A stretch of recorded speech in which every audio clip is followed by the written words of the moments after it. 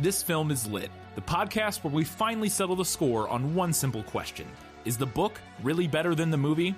I'm Brian, and I have a film degree, so I watch the movie, but don't read the book. And I'm Katie. I have an English degree, so I do things the right way and read the book before we watch the movie. So prepare to be wowed by our expertise and charm as we dissect all of your favorite film adaptations and decide if the silver screen or the written word did it better. So turn it up, settle in, and get ready for spoilers, because this film is lit.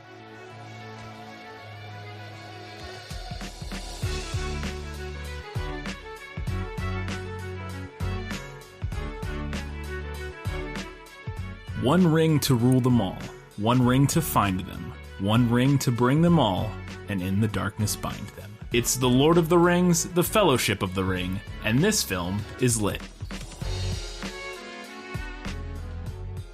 Hello and welcome back to This Film is Lit, the podcast where we talk about movies that are based on books. It's our second summer series. We did Harry Potter last summer. This year, we're stepping into the world of Middle-earth with the Lord of the Rings. Katie and Jenna. Hello, Jenna. How are you? Hello. Hi. Long-time listener, first-time podcaster. Jenna is Katie's sister. And she's going to be filling in as the role of the person who has not read the books, because me and Katie both read them this go-around, like we did with Harry Potter, because I have already read these books. Yeah, we had both already read them at some point previously in our life. We needed somebody who hadn't, and Jenna is illiterate. So this will be great. Illiterate. Oh, my God. I liked your text, though. You tried to read it, and then you got to the Tom Bombadil part. Yeah. And tapped out. Yeah, well, because Katie showed me the movies. It was a beautiful coming-of-age story. I think I was a freshman in high school, and you're like, okay, I think it's time. And we sat down, and I loved them. I fell in love with them, and then I tried to read the book, and I was like, this is not... It's very different, which we will go in depth here over the course of this next 3 hours. Yeah. But they are quite different. So yeah. But she's going to join us for our first few segments here, which are sort of movie watcher only segments. Yeah. And then she's going to bow out for the second half because we have literally 8 pages of notes and she has to drive back out of Cape Girardeau. So that's right. You know. But we're going to get into our first segment, which I almost didn't put this segment in. Let me sum up, because if you don't know vaguely the story of Lord of the Rings, I'm not sure why they would be listening to this episode of this podcast. Yeah. We normally do this with things if it's like some sort of obscure, like... I mean, we didn't do this for Harry Potter at all. We did not at all. But I don't know if we were doing it yet at that point. We weren't doing it as like a regular segment. But yeah, we either do it for like smaller things or like, especially if it's like a book that nobody's heard of or something. But in this instance, but we're going to do it anyways. Katie, let's go. Yeah, I'm going to let you sum up. Let me explain. No, there is too much. Let me sum up. The Dark Lord Sauron created a set of rings that gave great power to their owners, but they were all deceived. He also created one ring, a great ring, to rule the others. Sauron was ultimately defeated, and the one ring was lost for centuries, until by chance a young hobbit-like creature found it. Eventually, the ring came to the ownership of Bilbo Baggins, who would pass it on to his nephew, Frodo Baggins. A great wizard, Gandalf, realizes the ring Frodo possessed is the One Ring, and sets Frodo out on a journey to destroy the ring. He is joined by men, elves, dwarves, and other hobbits on his adventures, and they get up to quite a bit of nonsense. There you go. That's roughly what happens. Yeah, that's the basic premise. That's the basic premise. You didn't say it quite right, because you have to say, no, you're fine. But the first sentence, I put it in specifically as, but they were all deceived. You have to say it like Kate Blanchett from the beginning. We could have just rolled her monologue. Yeah, that's literally, honestly. I know. Yeah, that's kind of what I stole some of it from. I feel the earth. Yeah. Get a little ASMR. Yeah. Kate Blanchett ASMR would be. Oh my God. She needs to corner that market quickly. All right, we're going to move on to our game show portion of the podcast, which is Guess Who, and we're going to put Jenna on the spot. So let's do it. Guess Who. Who are you? No one of consequence. I must know. Get used to disappointment. Okay. All right, Jenna, we have 1, 2, 3, 4, 5, 6 That's pretty par for the course. characters, which, 6. well, there's a lot of characters in this, and not a lot of them have Yeah, descriptions. that's true. And some of them don't have descriptions until 3/4 of the way through the book. And it's like, Yeah. oh, there's a description of Frodo like halfway through the book, and there wasn't one interesting. He's been in it since the first chapter. Yeah. But so we have 6 here. I'm going to jump around and read these, and then your job is to guess which movie character you think these descriptions apply to. They will only be movie characters. I'm not going to throw in descriptions of characters at all. Yeah, I was real worried about that. I was like, just guess random elf names. I'm gonna say a bunch of consonants and hope that it's right. You should have Probably just would be. tossed Tom Bombadil in there. That would, True. I probably would have. You might have got that one, yeah. He does have a pretty long description in the book. All right, so first one. Let's go with we'll go easy first. I think this one's pretty easy. An old man. He wore a tall, pointed blue hat, a long gray cloak, and a silver scarf. He had a long white beard and bushy eyebrows that stuck out beyond the brim of his hat. I didn't know Dumbledore was in this. We discussed that while we were watching the movie. Yeah, that's Gandalf. Yes. The one thing that stands out to me, obviously, is his hat is very much gray in the movie. Oh, yeah. They just go full gray because he's Gandalf the Grey. But apparently in the book, it is a blue hat. Well, and the silver scarf sounds pretty fabulous. Yeah, he's not wearing a scarf. I don't think he's wearing a scarf, at least that we see in the movies. I assume, because gray, if he had that hat could be like a bluish gray tint. Yeah. But it's definitely not blue. It's it's definitely not. Gandalf the monochromatic. Yeah, he is. We have a note later about Saruman, which you miss out on Saruman the mini colored in the movie. No. Sauron could have been fabulous in the movie if they They were brave. Yeah. All right, next one. So 1 for 1, killing it so far. That's probably maybe the easiest one. Slam dunk. Maybe. We'll see. Let's go to this one. A strange-looking, weather-beaten man sitting in the shadows near the wall. He was smoking a long-stemmed pipe, curiously carved. His legs were stretched out before him, showing high boots of supple leather that fitted him well, but had seen much wear and were now caked with mud. A travel-stained cloak of heavy dark green cloth was drawn close about him, and in spite of the heat of the room, he wore a hood that overshadowed his face, but the gleam of his eyes could be seen as he watched them. Oh, well, that's got to be Strider. That is absolutely the last king of men, Aragorn himself. Yeah. Slash Strider. Slash Elisar. Slash Heir of the 50 million. Isildur. Yeah. Yeah. The Well, king that I was heard promised. weather beaten, and I was like, Yep. well. Yeah, that pretty much. And I will, if you think about that particular description, I have a segment I had this description later in my the movie Nailed It segment, because the first time we see him in the film sitting in the bar, it is that. it is Yeah. that it is I mean, exactly I can see it you in can my see head, it yeah. in your head.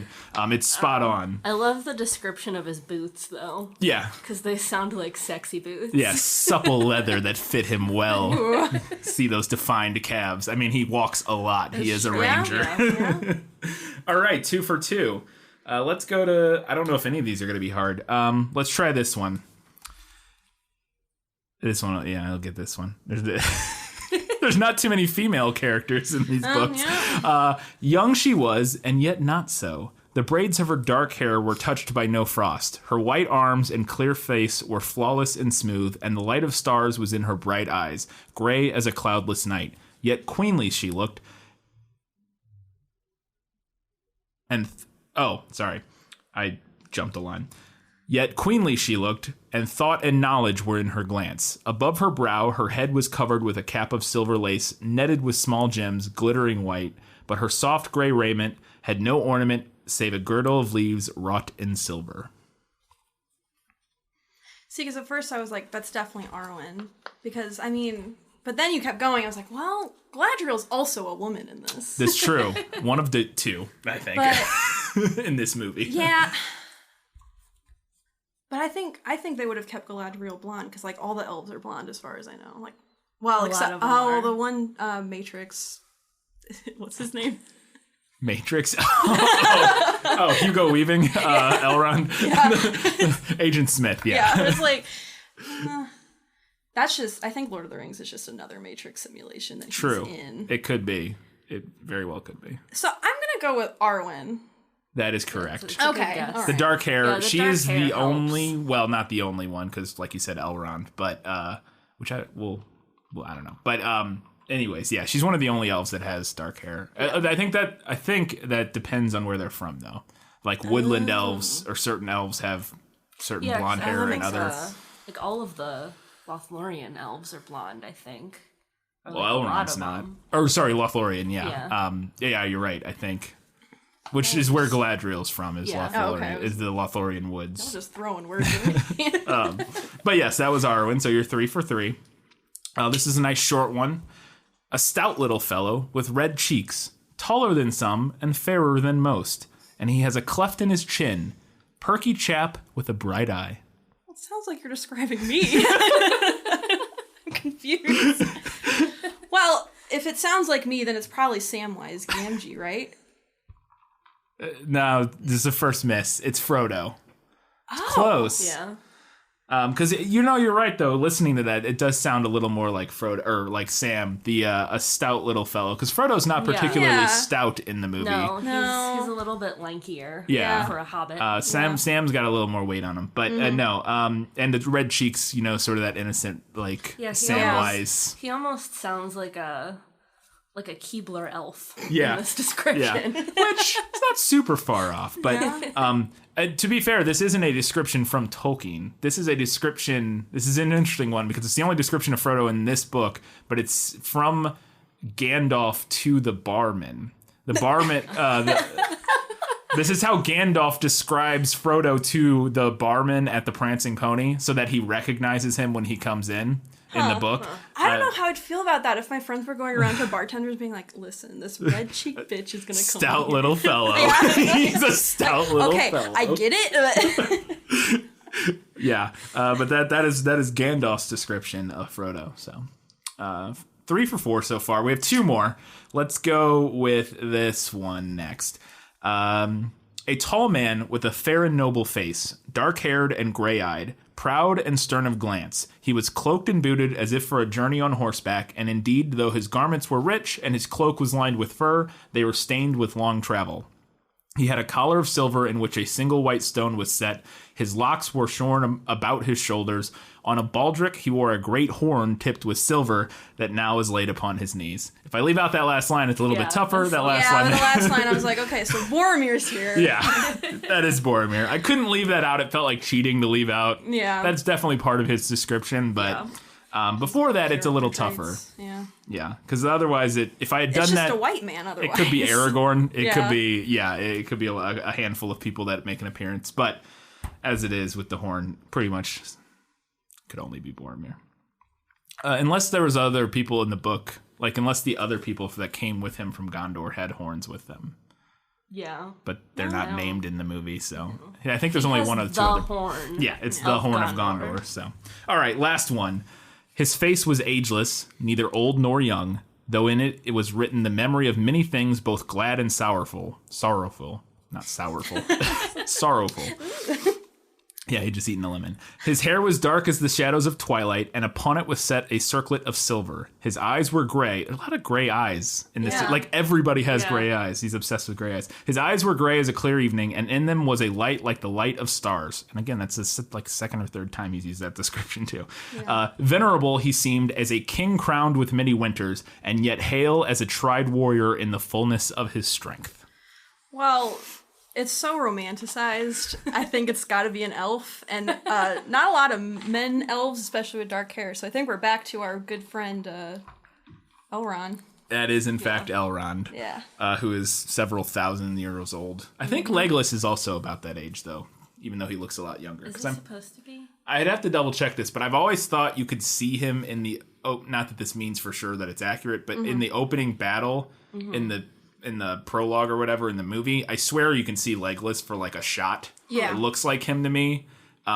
Which would mean he's about the same. About but the same age as I don't know for sure. I could have looked that up and known for sure. But anyways, yes, that is Elrond. So 5 for 6.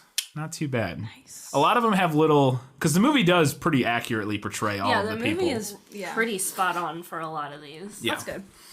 Just like little changes here and there. Yeah. All right. That was it for Guess Who. Let's move on to Was That in the book? Nicholas Flamel is the only known maker of the Philosopher's Stone.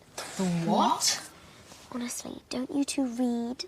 Jenna has several questions for us about particular things that she wants to know if they take place in the book or if they're just fabricated for the movie. I'll turn it over to you, Jenna. Yeah. First one. Well, and most of these, I will be very disappointed if they're not in the book. First one, the wizard duel between Gandalf and Saruman. No.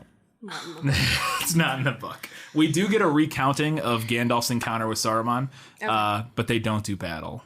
That was fabricated. I remember about that particular battle that won best fight scene in the 2001 VMA, not VMAs, MTV Movie Awards. It's like, wow, they really are The leaps and bounds. the 2001. I'm imagining that fight set to like Limp Bizkit or something. Yeah, like Lincoln Park. Well, That'd you're be gonna great. have an AMV coming your way. Yeah, real that's quick. fantastic. But no, but it did win best fight at like the music video or the MTV Movie Awards or whatever. Anyways, the ones where they give away the popcorn spaceman guy.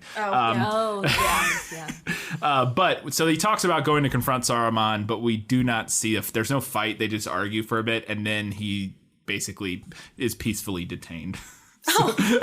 He's held in contempt. Yeah, and he is taken to the top of the tower. So he doesn't get hurled there through magic, as far as we know in the book. It is not described that way. So, unfortunately, I mean, no we wizard are duel. getting a secondhand account of that, so maybe Gandalf was just embarrassed. Yeah, he left that out. It is Yeah. Gandalf Yeah. telling that story at the Council of Elrond instead of us seeing it, described. So it is possible that he was like, got his ass kicked like he did, and was like, I just was like, no, I'll go with you. I'll do whatever you say.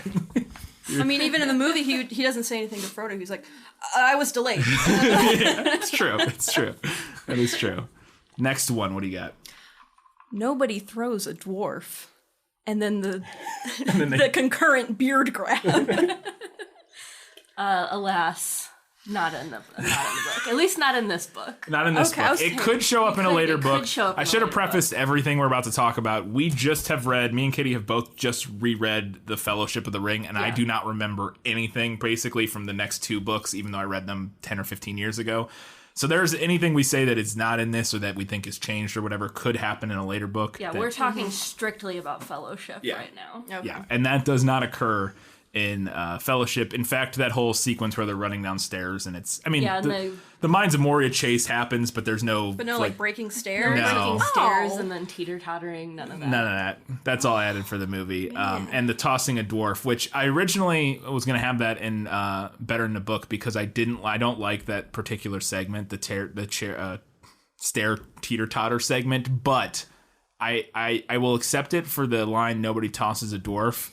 And so that we get the subsequent in the Two Towers line of "You'll have to toss They me." pay that off. They pay it off so really great, great. and I'm willing to accept that sequence just so you'll have to toss me. I cannot jump the distance.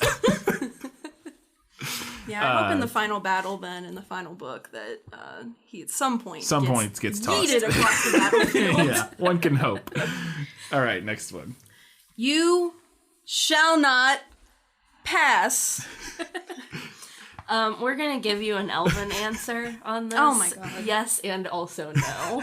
That's a book reference, but it does happen. That whole scene happens, and it's almost identical to the book. The battle with the Balrog, however you want to say it.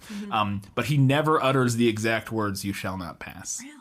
We'll talk about it more later. We'll mention what he does say now, just so you know, so you're not left wondering. He says, "You cannot pass," instead of "You shall not pass." That's not as... And we have that in a later segment Okay. that we're going to talk about, which one we prefer. But that he says "You cannot pass" basically in place of "You shall not pass" in the movie. So that's. But other than that, that seems like identical from the book, pretty much. right. All right. All right. Next one. What do you got? The Arwen horse chase. Oh yes, so the flight to the ford, running from the ring wraiths, that does happen. Okay. But Arwen is not involved. Thank you. Well, So also yes and no. The horse chase happens, but it's just Frodo on the horse. Big change they make here is that I think it's kind of common knowledge that Arwen's story is kind of added to these movies. It's part of the original books, kind of. It's part of the appendices, and it's mentioned in the prologue and several times in the book, but it's not a major factor in the book. Okay. And so she doesn't play a major role. She just kind of shows up. We see her in the book. We never hear her speak. What? We see her like across the room Yeah. twice. Yeah. And that's it. No. Yeah. No. Yeah.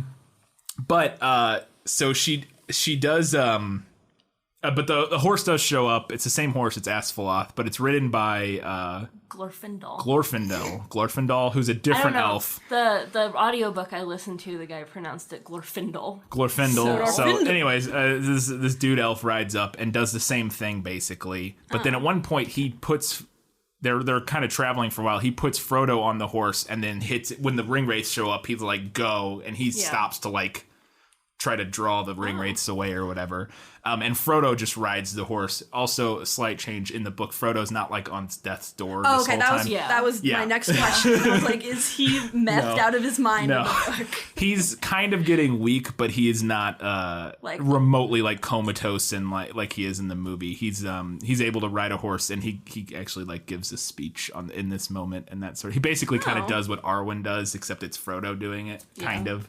He calls upon elf gods and things. So is he? So subsequent question. Yeah, go for it. Does he summon the horse water? No. Is there horse water in the book? There is horse water. Okay. But he doesn't summon it. Is that in Lost in Adaptation? I feel, or I have it in a later segment. But no, so he doesn't summon the horse water. Elrond does. Oh, okay. Basically, it's like a defense mechanism of the valley, and Elrond summons it. And Gandalf adds a little bit in.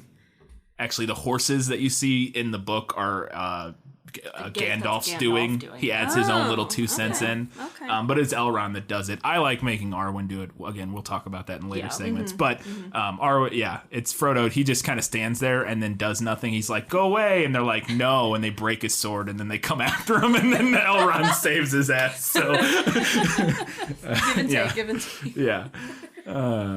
All right, next one. Okay, this is the one that I put all the chips on the table. Is the cutest moth I have ever seen in my life in the book. No. So this is where the recording stops. Right? It's not in the book, but so it is connecting. It's implying a connection to a scene in the book. It's kind of complicated, but in the book, Gandalf meets up with Radagast the Brown, which I don't know if you've seen the Hobbit films. Yeah. Yes. Yeah, Radagast is in this book. And Gandalf meets up with him, who tells him to go talk to Saruman, basically, which is why he goes to see Saruman. Radagast doesn't know that Saruman's has evil. Eternity. So he goes and sees, he runs into Radagast. Radagast is like, hey, Saruman wants to talk to you. Go see him. He goes to see him. But before he leaves, he tells Radagast, hey, we want the enemies doing stuff. Send your little animal friends out to spy on and see what they're doing. And then so after he gets captured, Gandalf gets captured at Orthanc or Isengard, one of the Radagast sends one of the eagles to Orthanc to tell Gandalf, hey, here's what the enemy's doing, basically, to report what they found. Yeah. And when the eagle gets there, he finds Gandalf on top of the tower and saves him. Now, I think the implication in the movie is that when he grabs the moth and talks to it, is that he's sending it to Radagast to send help, because Radagast is like the nature wizard and he like is friends with all the animals and whatnot. He's so relatable. Like he's got rats in his hair and he's bird shit all over his head. Yeah, I love that. But yeah, so it's tied to that. But there's no. So I do like the moth. I think it works. The scene, it's completely. They kind of shortcut a lot of it in the book, in the movie, basically by kind of just cutting out Radagast, who was mentioned in the prequel, originally going to be in the film. Yeah. They had that probably that scene, I guess. An earlier script. An earlier version of the script. He was in it, but they ended up cutting him out. So they had to kind of figure out a way around that. All right, last one for was that in the book? Or did you have a follow-up? Yeah, the final one. Was the Kraken thing outside Moria a part of that? Or was that another, like, we got to put in some water monsters because it's 2000? Yep. This is, right after Pirates of the Caribbean. Yeah. So, or before? Oh, he was before. It was right before, maybe. maybe. Because Legolas went from this, Orlando Bloom went from this right into Pirates. I mean, this might be why he got the pirates. Or role, vice maybe. versa, who knows. Yeah. But the Kraken Lake Monster, Katie. Surprisingly, it is in the book. Oh, Yeah. okay. Well, that's one I didn't think was gonna. It happened, and it plays out exactly the same that it Really? does in the movie. They're although the only difference is Boromir is the one who throws the rock into the Of lake in the course it book, is. whereas in the movie it's the hobbits. It's like Pippin and Merry Yeah. doing it. In the book it's Boromir who throws the rock Ruining in, everything. and then Of course it is. it comes out and attacks them. Although there's the other slight difference, it's not a big deal, but they're not. They go into the mines in the movie, and then they're like, "We got to get out of here," and then the monster forces them to kind of run into the mines. Yeah. That's not how it happens in the book. They're going to go through the mines anyways, and then the monster attacks them, and then they have no choice regardless. But they were never going to like run away, at least from my memory. But we were talking about this when we were watching the movie. We were like, if there's one thing in this whole movie that like. If you had never read the books, that you're going to put down money of like, this is probably like made up for the movie, right? That's the It's one probably, out of everything. Yeah. the giant squid kraken sea monster that just shows up out of this lake in the mountains. You're like, what is going on? All right. But yeah, no, it is absolutely from the book. All right. That's it for Was That in the Book? So we're going to move on to Lost in Adaptation. Just show me the way to get out of here, and I'll be on my way. Is it lost? Yes, and I want to get unlost as soon as possible. And we actually, not the first time, but the Lord of the Rings quote soundbite just played, and it's finally a Lord of the Rings episode because it's the Bilbo talking about being lost in the mine or in the mountain. All right. So I actually have my own questions. I think I put mine at the end. I did. Okay, so Jenna has a bunch of questions, though, that we're going to get into that just kind of for us to expound upon and get more information. So I'm going to let you go for it. Yeah, I think the first thing that I thought of when watching the movie was, does the book go into more detail as to why, like, hobbits specifically, they're the race that can really handle the ring's influence, at least for long periods of time? Not specifically. At least not that I remember anything specific. And maybe there's something in a later the book appendixes who knows. But not in this book. There's not anything specific. But I think the implication is that they're like purer of heart and character. Okay. Like they live really simple lives. They don't crave power, so they have no real desire to use the ring to attain more power. So therefore, it like holds less of a sway over them. Yeah, I kind of suspected that's what it was because I mean they introduced the hobbits being like they like to get high and fish and eat food. Yeah. What's up? Yeah, and also it's implied a little bit at times that the more powerful a person is, the more the ring. It's like a feedback loop kind of thing of like the more powerful or the more ambitious a person is, the more the ring feeds that emotion and then makes them. So like having a hobbit, Boromir, which is why it affects him so much and so quickly. Okay. Even though he's not actually carrying it. yeah, because he is, he's already a very powerful guy. But he also wants to help. A lot of it's rooted in good, emotionally good things of trying to help his people and defend his kingdom and that sort of thing. But he desires the power to be able to do that. Yeah, right. And so it kind of feeds on him a lot more. But the hobbits, they just want to hang out. They just want to go home. So they're like, whenever I watch this franchise, I'm just like, man, I wish, oh, wouldn't it be so great to be an elf? But in reality, I'm just a hobbit. I'm a dirty little hobbit. Yo ho, a hobbit. Yeah. For me. yeah, for sure. All right.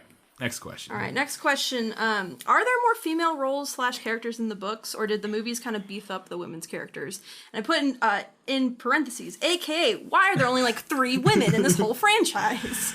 I think there's arguably fewer female characters in the book. Yeah. Or at least maybe not fewer female characters, but they have less to do. Yeah, they're the at least in this book, diminished. again. Right. Not going into future books. Like we said, Arwen makes an appearance in this book, but she doesn't have a line. She's just kind of there. And there's also Galadriel in this one, Yeah. and then that's kind of it. Yeah. I'm thinking, There's- like, because Rosie's not a character. No, she's in, not the little Hobbit girl that Sam has a crush But on. again, She's not, not in the books. She's not doing much in the movies either. she's not in but the books? no, at least not in. She may show up at the end, like in the final. I wouldn't be surprised if they mention her at the end. Yeah. Like, Oh, it's one of those but- and then Rosie and Yeah. Sam, and you're like, who the fuck is Yeah, Rosie? maybe. Yeah, but she's not mentioned at all in this one that I recall. But Tolkien, he was a Yeah. dude, bro. It's the 1940s when 50s when he wrote these. I also think there's something to be not something to be said. Try to figure out how to word it. Like it's a product of his time, but he's also writing a traditionally like stories about. He's writing folklore for like England, and he's basing it on like tales of knights of old and stuff, which traditionally female roles weren't portrayed as. They probably were portrayed as less women in those times were absolutely portrayed less often than they were actually relevant. But regardless, he's kind of going off sort of the those kind of tales, and I think so that inspires if you his. look at the folklore that he's pulling from, the kind of boxes that he categorizes his female characters into are unsurprising. Yeah. We've got Arwen, who in the book functions as kind of like a lady fair who sits and waits at home for her handsome knight to come back from the epic quest. We've got Galadriel, who functions as kind of a prophetess. Yeah. Sort of a role. Kind of, yeah. And then in Two Towers, we have our one interesting gimme character. Not female interesting, warrior but, yeah. with Éowyn. Éowyn, yeah, which I believe she's in the books and plays a similar role as like a shield maiden type of. Well, she's not a shield maiden. I think she does do a similar thing where she like kind of sneaks into battle basically. But I don't remember. If I'm remembering, yeah, right. she pulls a Mulan. Because those kind of characters do exist in folklore. They're just few and far between. Right. Well, I mean, it's kind of a Knights of the Round Table retelling. Yeah. It could to some extent, and so it's one of those things where you wish there were more because it would just be more interesting. But I understand why. But it's not ideal. It's not ideal. All right, next question. Okay, this was just like a kind of weird one. When they first encounter Aragorn, he just pulls out a bunch of like little elvish blades for them. And I noticed, I was like, well, he doesn't even have one himself. So what's going on? He reminded me of the trench coat kid from Recess. Where he's like, Swing, pull out all these knives. You'll want to buy a sword? Yeah, exactly. So I just didn't know if there was any, expanding on that in the book as to why he was just kind of carrying around a suitcase full of little miniature swords. There is not. All right. This is not in the book.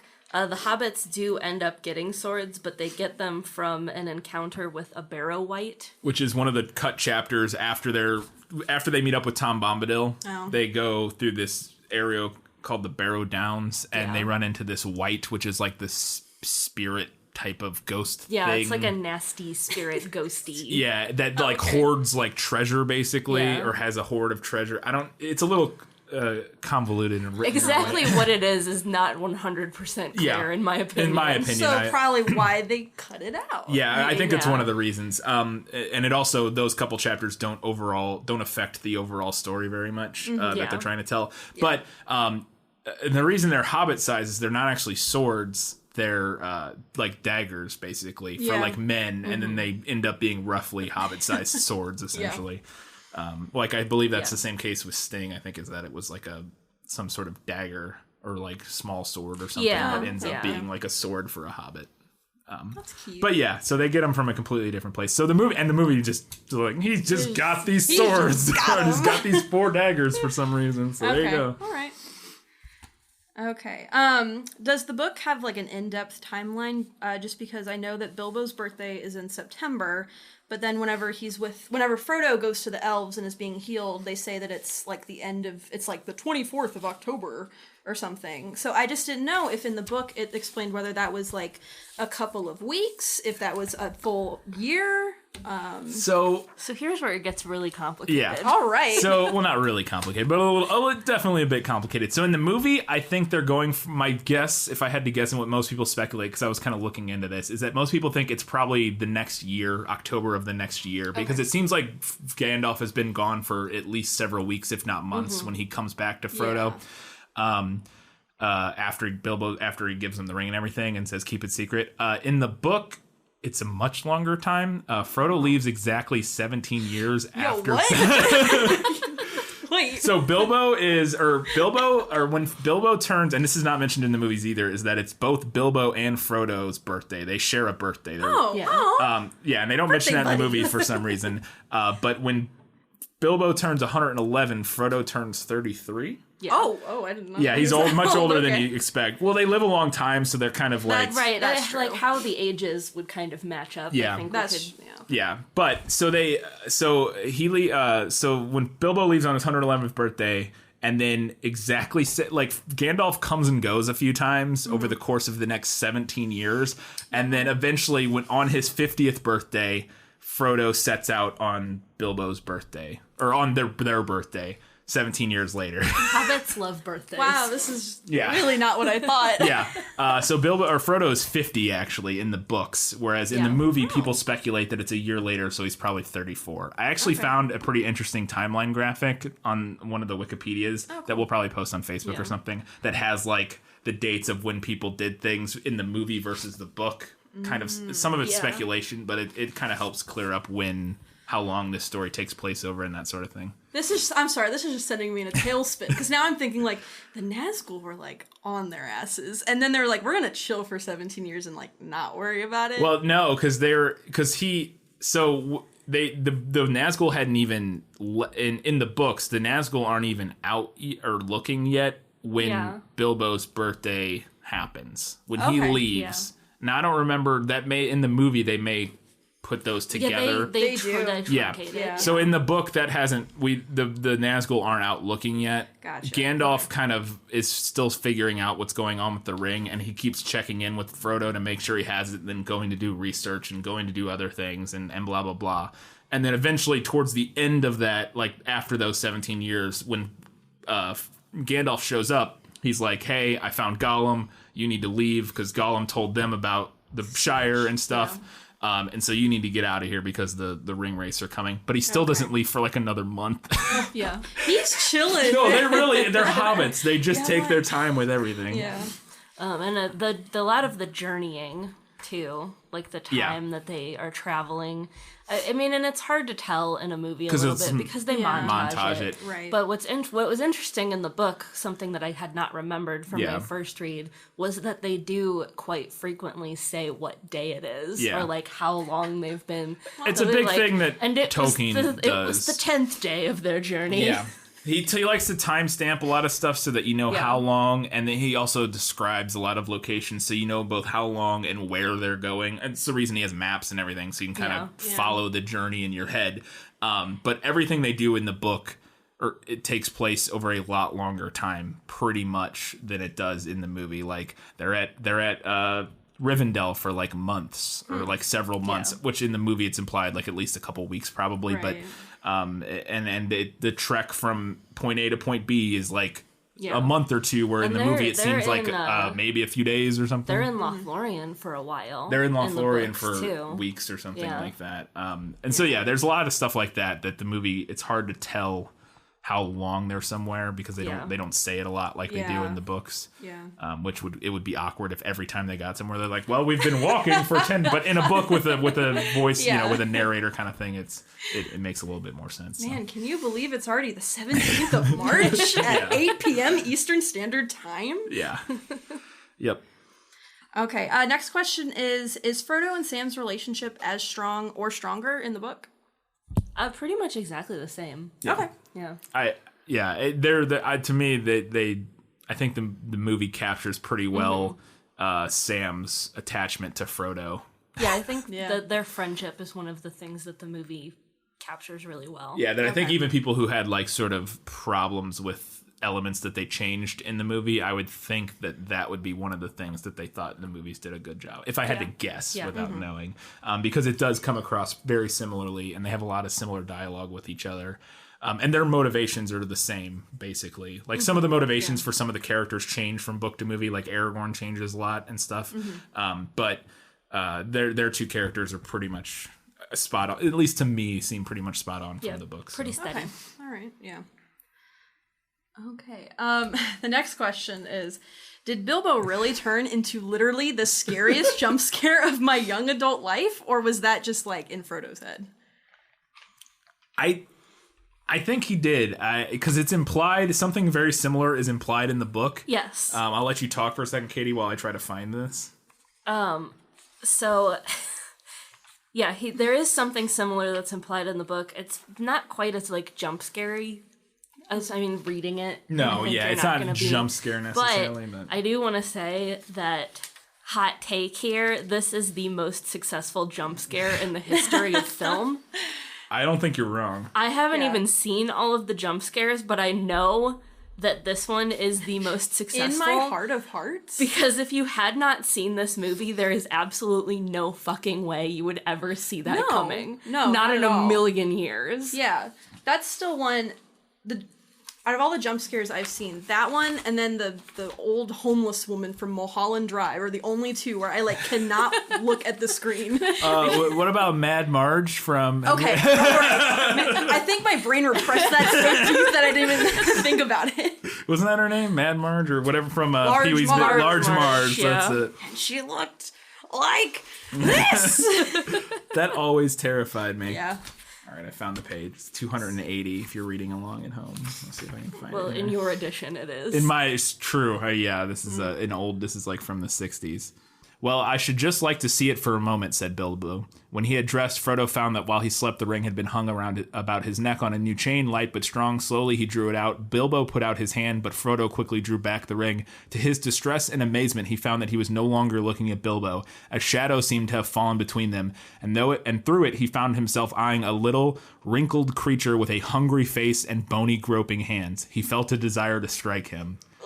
To me, the movie captures that visual of... Now, again, the book, it's sort of implied that maybe that's just Frodo seeing that, the ring kind of making him see that, and the same could be said for the movie. Sure. But that is what, Frodo sees in that moment, and I think the movie pretty much nails that. So. Yeah, I wasn't sure if that was just we're going to do a Hollywood jump scare, or nope. if it was... Okay. Again, well, the jump scare part of it, sure. A little, yeah. But yeah.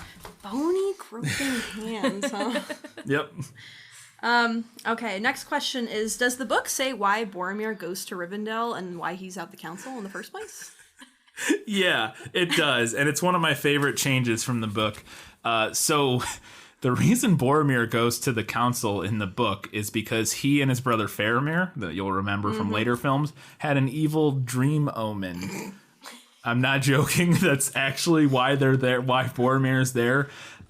He says he had a dream, and I can't remember the exact wording, but he says Faramir had a dream about something creepy about some weird death. And I wish I don't have the page in for this. Faramir has a weird dream about something in Rivendell or something, and then Boromir has the exact same dream the next night, and he's like, well, I gotta go figure out what this is about, and then he just leaves and goes. Yeah, that's literally what happens in the book. And then it's interesting because in the book, they all, pretty much everybody there has come for their own reasons. Gimli's there to discuss Moria, Gimli and his father. Gloin's the main reason, and Gimli's just kind of there because he's with his dad, who Gloin is in the movie, but he's never addressed or anything. He's the white-haired dwarf with Gimli. But in the movie, everyone's called to the council, which I think makes more sense to me. Makes way more sense.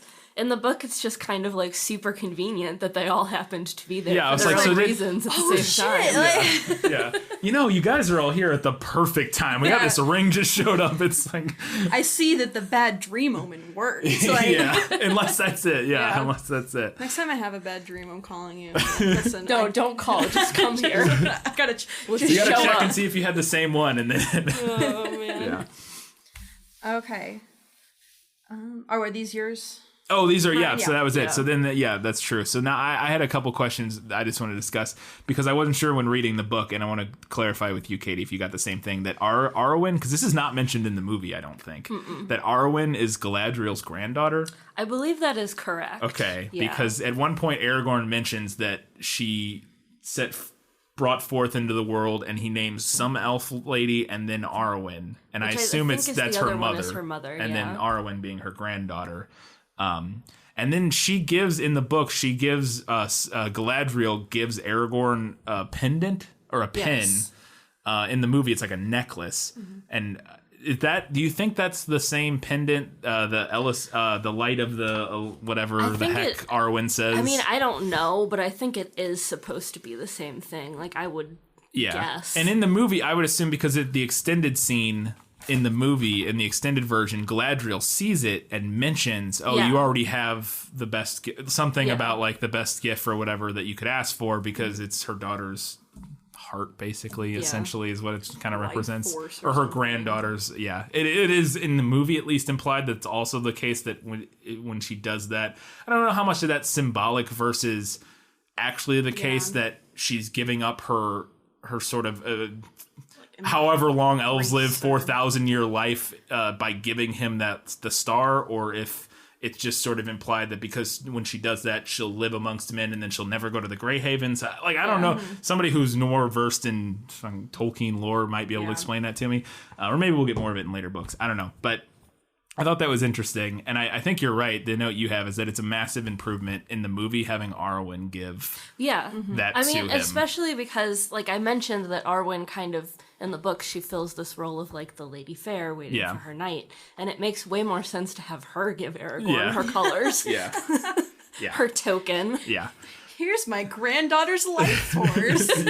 Use it well. See, and that's one of the things that makes me think that whole idea of it like being tied to like her like immortality. She's not immortal, but that sort of thing is more of a movie thing because in the book the grandmother gives it to her and just gives it to Aragorn. It's just like here. It would be weird if the grandmother would, although maybe not entirely unfounded given how societies where you're giving away your daughter type, you know what I mean? That's true. I guess that could make sense. But anyways, I think the movie's version of that's better. Yeah. I agree. And then the last one I had, and you looked this up a little bit, Katie, because this confused me constantly. And again, this is something that somebody has read the Silmarillion or something might know better. But are goblins different than orcs in the Tolkien universe in Middle-earth? Or are they just like a nickname for orcs? I did the most basic precursory glance. Okay. Because somebody's going to be upset about this that knows, or not upset, but is going to be like, no, you're wrong. I think they're the same thing. Tolkien calls them goblins in The Hobbit. Yeah. But like based on what I looked at, it seemed like he kind of like flipped back and forth and used them kind of interchangeably. Because in the movies, that's what happens as well, it seems like. Because when they're in the Mines of Moria, Legolas picks up that arrow and he goes, goblins. Yeah. And I'm like, okay, well, what... Are goblins like orcs that live in... And before, when I had never read the books or knew anything else, when I'd just seen the movies, I always assumed that goblins were like a specific different species, like quote unquote, and they're the ones that like crawl all over the ceilings. Like they're like the more bug-like ones. Goblins were spidery. orcs. I literally thought that, and that the orcs were just kind of more normal, and then the Uruk-hai are the ones that can walk or go out in the sunlight and stuff, whereas the orcs can't. Or not supposed to be able to, although that seems to change sometimes too. The impression that I got was that he kind of used the two terms interchangeably. Yeah. But if there is somebody listening who is more versed in this than we are, we would love to know. Explain the difference between goblins, orcs, and Uruk-hai, and I'll be. Well, Uruk-hai are like super orcs. Big orcs. Yes, right? they are. They're like but there's different types of Uruk-hai. Some of them, because in this book they only mention Uruks from Mordor. They don't say Uruk-hai.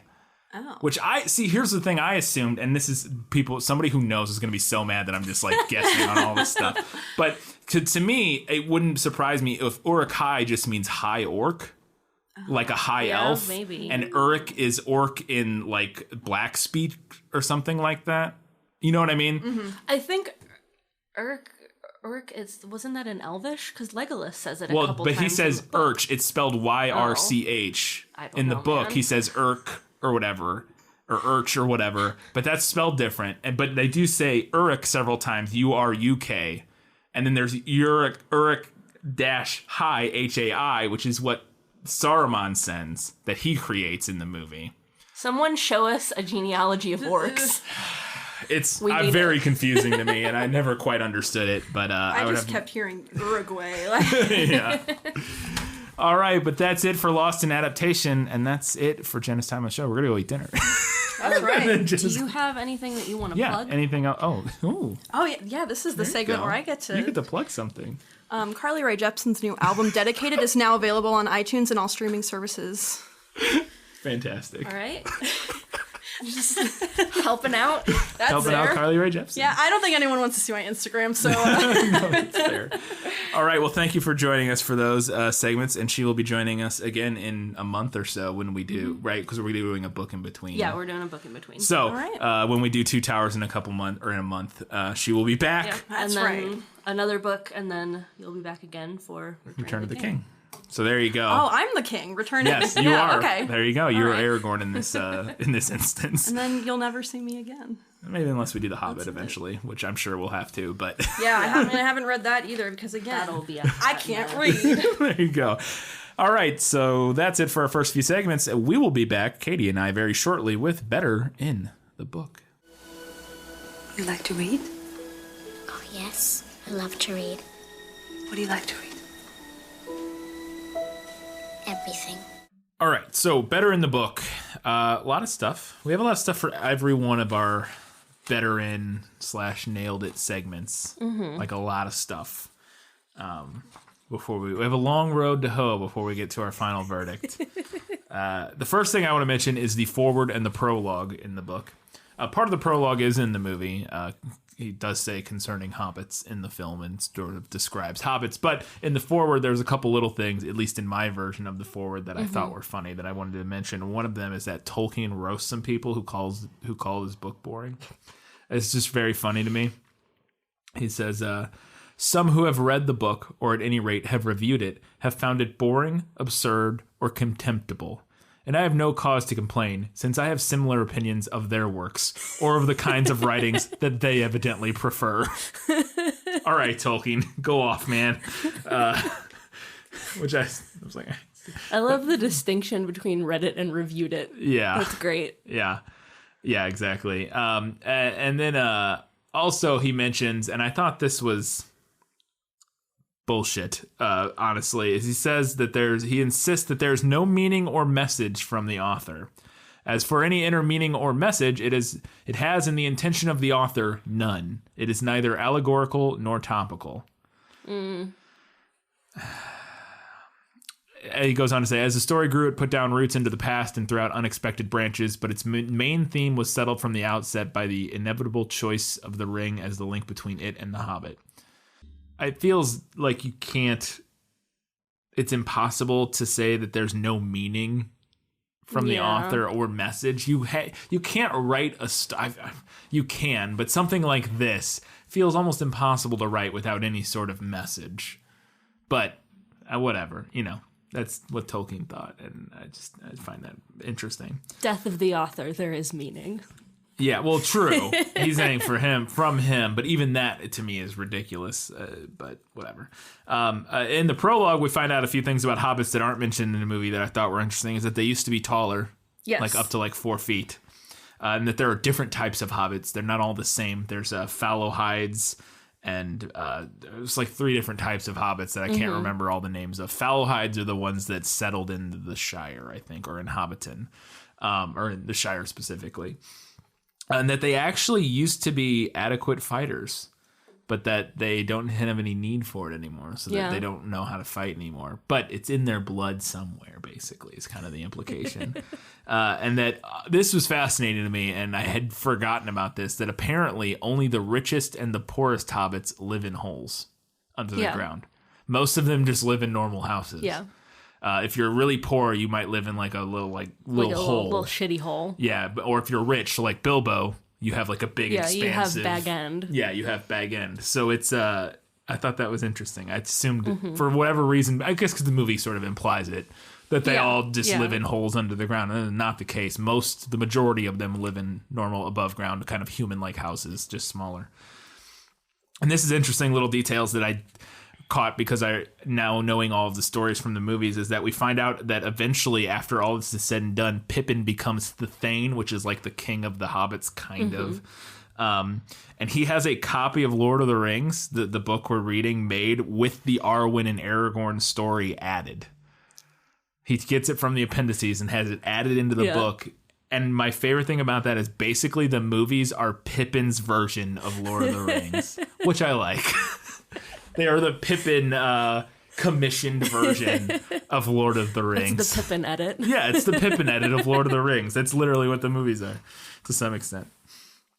A little thing that I thought was a good addition in the book, because it kind of implies that Gandalf knows a little more than he lets on or pretends to in the movie, is that when Bilbo uses the ring to disappear at his party, Gandalf creates like a flash of light to make it kind of look more like a magic trick or something. Whereas in the movie, we just see him disappear, and Bilbo doesn't want those, or Gandalf doesn't really want those rumors about like what happened kind of going out there, because he already suspects the ring suspects what it is, and he kind of wants to disguise it. So he adds a little bit of flash of light to kind of like put people off the trail. Like, well, I guess maybe it was some kind of like illusion or something. Wizard magic. Yeah. Frodo. We already talked about Yeah, this. we talked about I was going to this. skip it, but that's fine. Well, I wanted okay. to mention it just real quick because I wanted to bring up the fact that I kind of appreciate that, because I feel like Appreciate what? the fact that he is older Okay. when he goes on this adventure, because I feel like that kind of flies in the face of like a lot of chosen one tropes. Yeah, a little bit, yeah. Where they're like, it's usually like a younger person. Yeah, he is. He's middle-aged, basically, when he goes out on this journey in the book, being 50 years old, as opposed to, like, the young man that he is in the movies. Right. Yeah, I can agree with that. And speaking of that, so those 17 intervening years where he's growing up, they, in the book, mention, and I think this kind of makes his leaving and going on this journey make a little more sense, is that he goes out and he does journey around in those intervening 17 years. He doesn't just hang out at Bag End. He goes out and he talks to dwarves, and he goes and visits elves in certain places and that sort of thing, so that all of this stuff isn't completely new to him, and that he does in fact know a little bit of Elfish in the book, which he doesn't really in the movie. But he actually knows a handful of words, like not the level that like Aragorn or something does, or especially not like Gandalf, but he knows a few words that he's picked up from Bilbo and from kind of speaking with elves over the course of the 17 years in between leaving and Bilbo leaving. Yeah, it's something that gets left out of the movie. Yeah. Is the fact that he does have that experience. Yeah. In the book, Sam has a giant hat that I wish he had in the movie.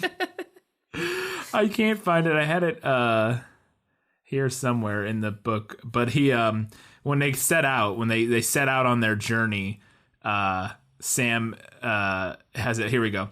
Sam appeared trotting quickly and breathing hard. His heavy pack was hoisted high on his shoulders, and he had put on his head a tall, shapeless felt bag, which he called a hat.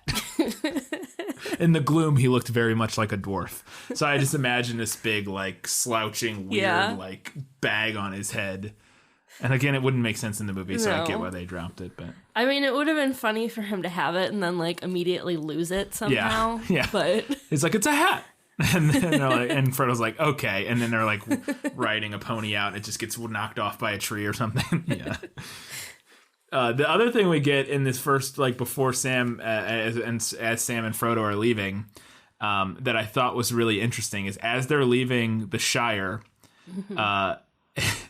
they get spotted by a fox, and this is like the only time in the book that this happens, but we get a fox monologue. We get a monologue, like an inner monologue from a character that's not a human and not part of the story at all. And it reminded me a little bit of like a Douglas Adams or something like that, where a fox passing through the woods on business of his own stopped several minutes and sniffed. Hobbits, he thought. Well, what next? I have heard of strange doings in this land, but I've seldom heard of a hobbit sleeping out of doors under a tree. 3 of them. There's something mighty queer behind this. He was quite right, but he never found out any more about it. It's just like, you know. It's just this little aside that does not matter at all. Yeah. But it's great in the moment. Yeah, and again, wouldn't really make sense in the movie at all. It would be weird to have like a voiceover fox. Like, it just doesn't fit tonally or anything like that. But I liked it. I mean, it would have been maybe like a cool nod to book readers to just show a fox by them. Sniffing by them when they were sleeping or something. Yeah. But I wish we got to go to the elf feast. Yeah. We see the elves, the ones that are traveling west. Yeah, we see them on the road while they're going east. We see them on the road, but we hang out with them for a little bit in the book, which is kind of cool. Yeah, they go and because Sam's really excited to see elves, and they travel with them for a bit, and then they have a feast with them that seems very magical and wonderful. And again, we see elves later, so it doesn't really, you get in Lothlorien and Rivendell, you get a lot of the sort of elven mystical the coolness, kind of ethereal elvenish. But this feast sounds really nice. And they also have some great lines that reminded me of Harry Potter talking to the, or Hagrid talking to the centaurs. Yes. Which I think it's safe to say that J.K. Rowling took no small amount of inspiration, obviously, from Lord of the Rings for certain things, specifically that we'll mention later. But the elves...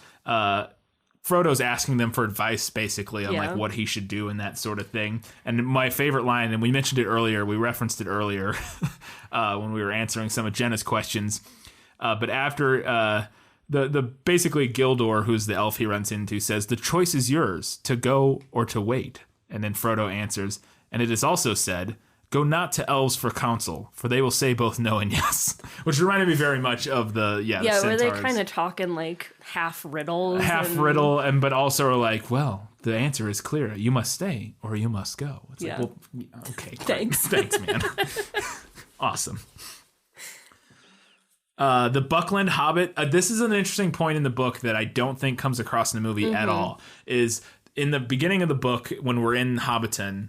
The hobbits there talk several times about how and I'm going to use the word strange. They say queer in the book. That's just the word they're using for strange. But they talk about how queer the folk are in Buckland a lot, and about how they're so different and that they're weird. We don't like them.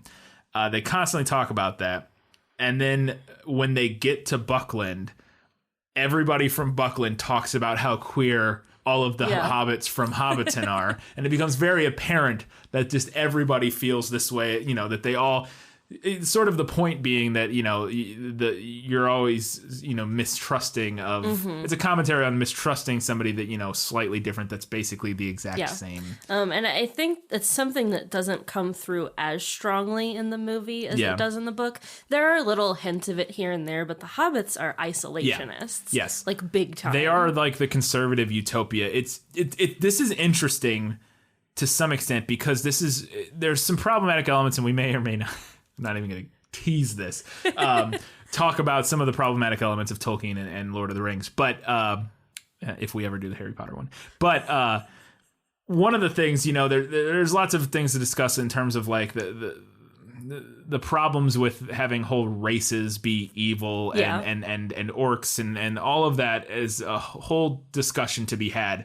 But this is, I think, potentially maybe one of the more woker Tolkien things is having it play out so obviously to the reader that this mistrust of these hobbits have of somebody who's slightly different than them from a different place is completely unfounded. Now, again, you could say they're all hobbits. They're basic, that's like, but there is an element there of that unfounded fear of the other that Tolkien is critiquing to some extent here. And again, there's other elements of his writing that kind of go against that at times, potentially. Many layered and complicated, but yeah. And the movie doesn't really kind of talk about that at all. In the book, we get a lot more time with Farmer Maggot. Yes. And I think he's really interesting. That is him in the movie. With the hound, where the rider rides up to the door and says, looking for the hobbits. And because that's what happens in the book. And it is, at one point, the gaffer turns him away. in the book. But also at another point, Farmer Maggot says that when they get there, that somebody showed up a day ago and my hounds were barking at him. And that happens in the movie, but they don't ever say that is Farmer Maggot. But that is him. He's credited as such in the credits. But we get a lot more of him in the book. And the thing that I think is interesting about him, I understand why they cut him. But I love that when they get to Tom Bombadil and he's talking about Farmer Maggot, he says there's earth under his old feet and his eyes are open. Yeah, and that's a great line. It is. And I like this implication that this sort of simple, boring farmer, it adds a lot to the world building of the things not seen and not really discussed, but implied about characters. Yeah. And Tom Bombadil is also a big part of that, which we'll talk about here eventually. But yeah, I get why they cut it, but I think Farmer Maggot's an interesting character. Merry and Pippin and Sam. Yeah. All conspired to come with Frodo when he left. In the book. And now in the book they had more time to like plan it. Yeah. Because he hung around for a long time. Years.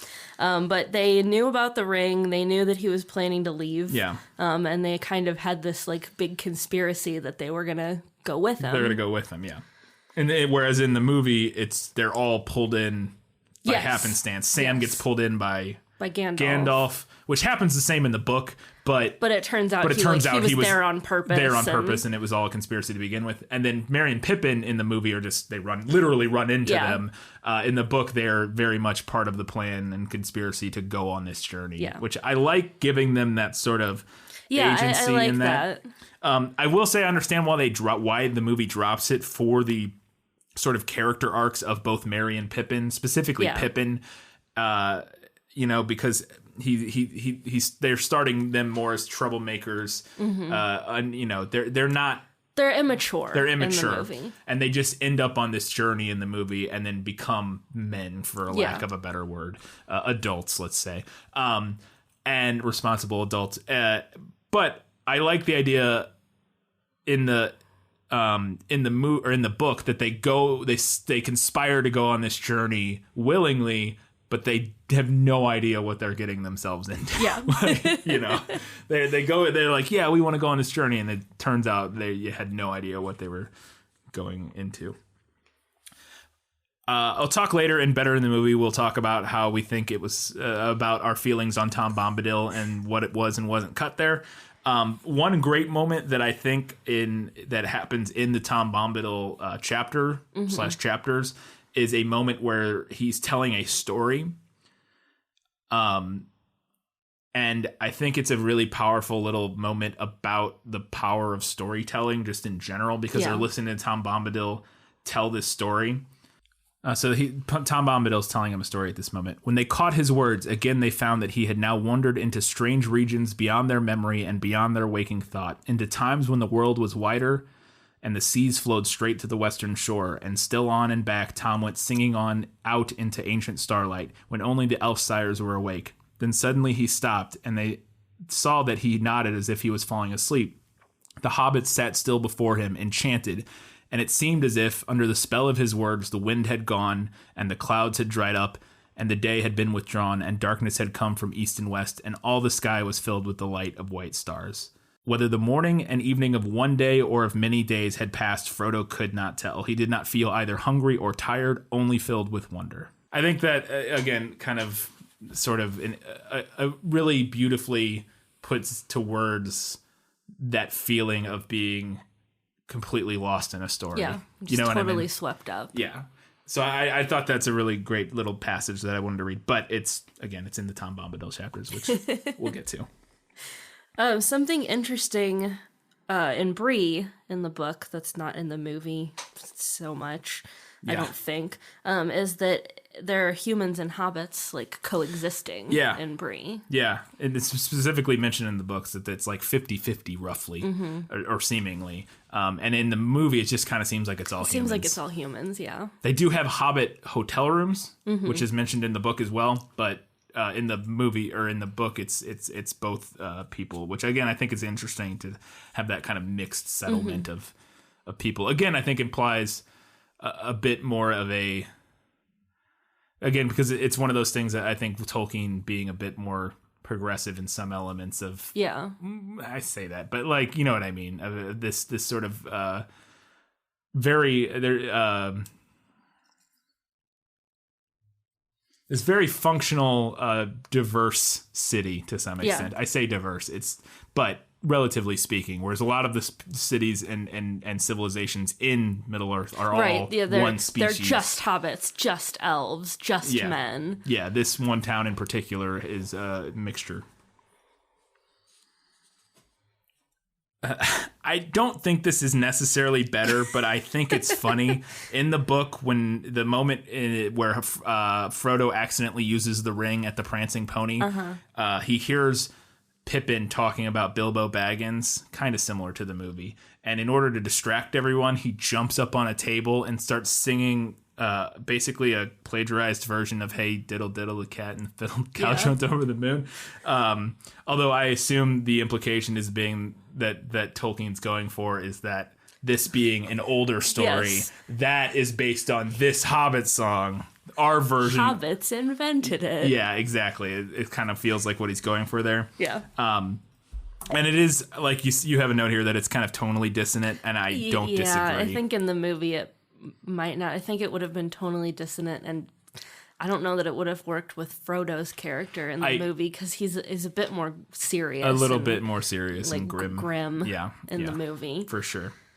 But it is because he has his hands in his pockets basically while he's singing, and he falls off the table, and his hand accidentally, like the finger or the ring kind of accidentally slips onto his finger in his pocket, whereas in the movie it like flies in the air, and you get that great shot. It is a great shot, but I don't know. I think like having the ring fall onto his finger is kind of silly. It's not silly. It's not silly. I guess it makes sense in the context of like the ring wanting to be found and like having its own consciousness, kind of. Yeah. But it just like seems so unlikely and absurd that would happen. Yeah. That I find it a little bit distracting personally. Yeah.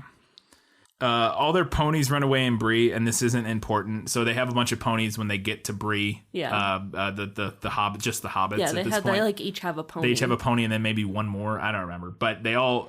There's some stuff goes down, and overnight when the ring wraiths attack, all the ponies the next morning are gone. Yeah. And I love that. It's just again kind of an aside, like the wolf or the fox thing, where Tolkien takes time to comfort us and let us know that these ponies are okay. Yeah. As a matter of fact, he came out on the right side in the end, he being the Mr. Butterbur, the innkeeper, because he was paying people for the ponies being missing, basically. It turned out later that only one horse had actually been stolen. The others had been driven off or had bolted in terror and were found wandering in different corners of the Breeland. Mary's ponies had escaped altogether, and eventually, having a good deal of sense, they made their way to the downs in search of Fatty Lumpkin, which is Tom Bombadil's horse. So they came under the care of Tom Bombadil for a while and were well off. But when news of events in Bree came to Tom's ears, he sent them to Mr. Butterbeer, who thus got good 5 beasts at a very fair price. They had to work harder in Bree, but Bob treated them well, so on the whole, they were lucky. They missed a dark and dangerous journey, but they never came to Rivendell. So, like, hey, they lived a pretty good life, reader. Don't worry. Those horses, they're all good. They didn't have to go on this dangerous trek. It's like, okay, thanks, Tolkien, I guess. Sam has a fun moment as they're leaving Bree.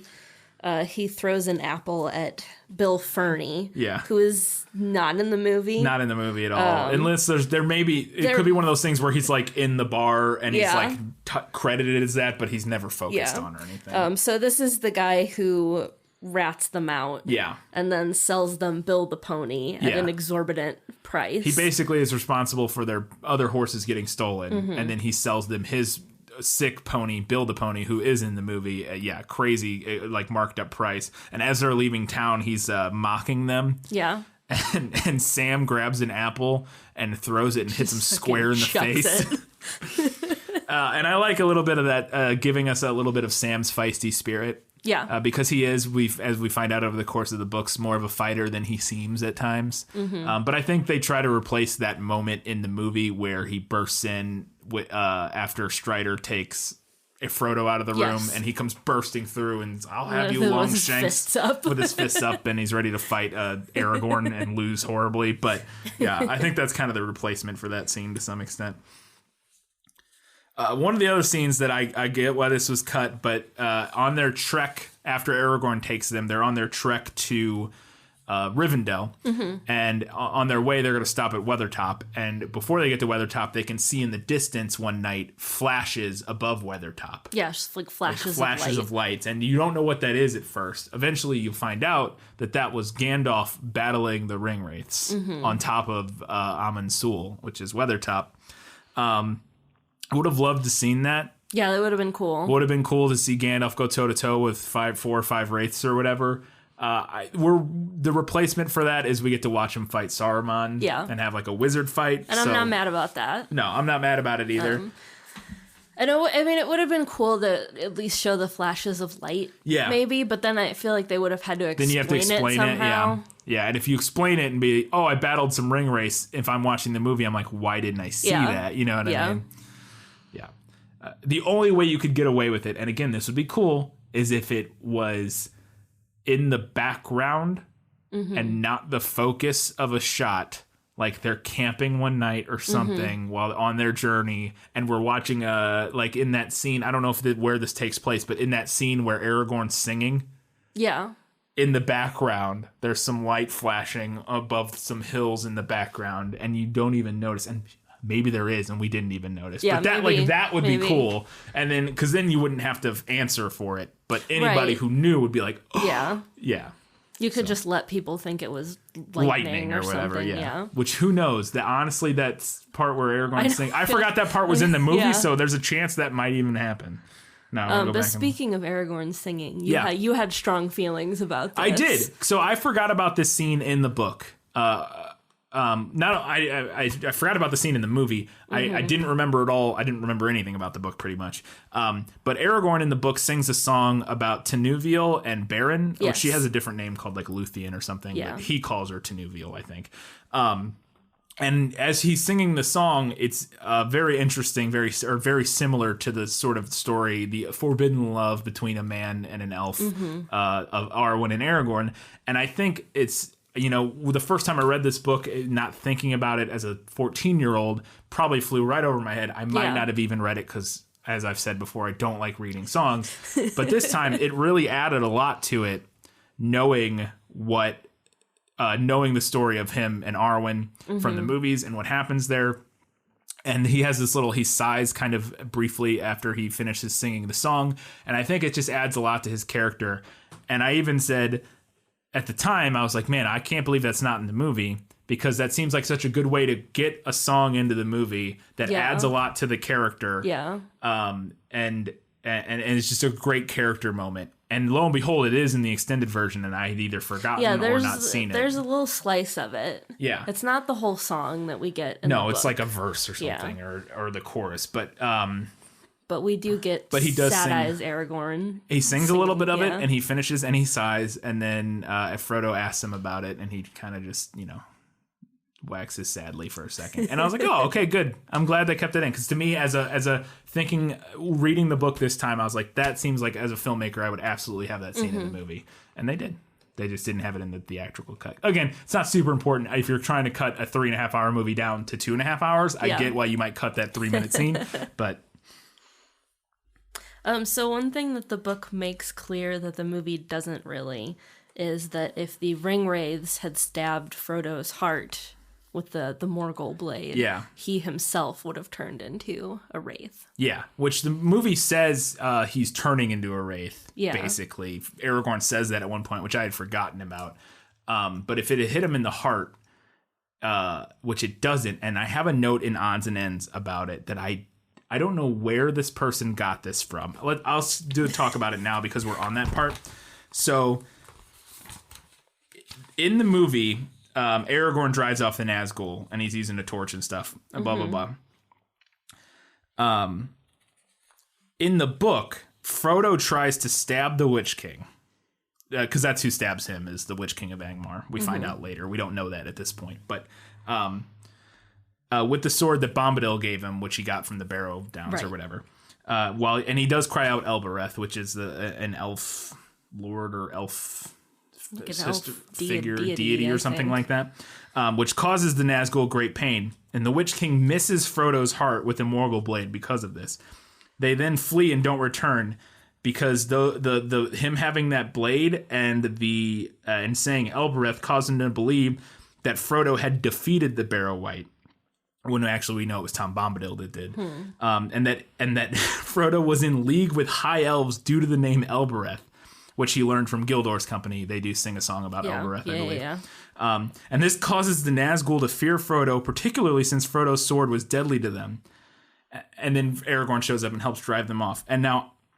And then Aragorn doesn't understand why they don't return. Apparently the reason they didn't return is because they're scared of Frodo because he said Elbereth and he had a sword that they knew came from the Barrow Wight and they thought he defeated the Barrow Wight and thus was very... And I'm like, where did this... this is on the Wikipedia or like one of the wiki pages about this. And I was like, where did that come... Like that must be a later book thing? And maybe it's... I'm like, how? That's not remotely implied. That feels like a lot of... extrapolating that's what here. I mean. I was like, to me, it just seems like I thought it just missed or something, and then I don't know. But anyways, so I thought that was really interesting. I was like, what, who, where did that, what? Okay. But if he had been stabbed in the heart, he would have been lost and he would have become a wraith. Yes. But luckily he didn't. I wish the movie had included the Hall of Fire, just like one scene, which is a location at Rivendell.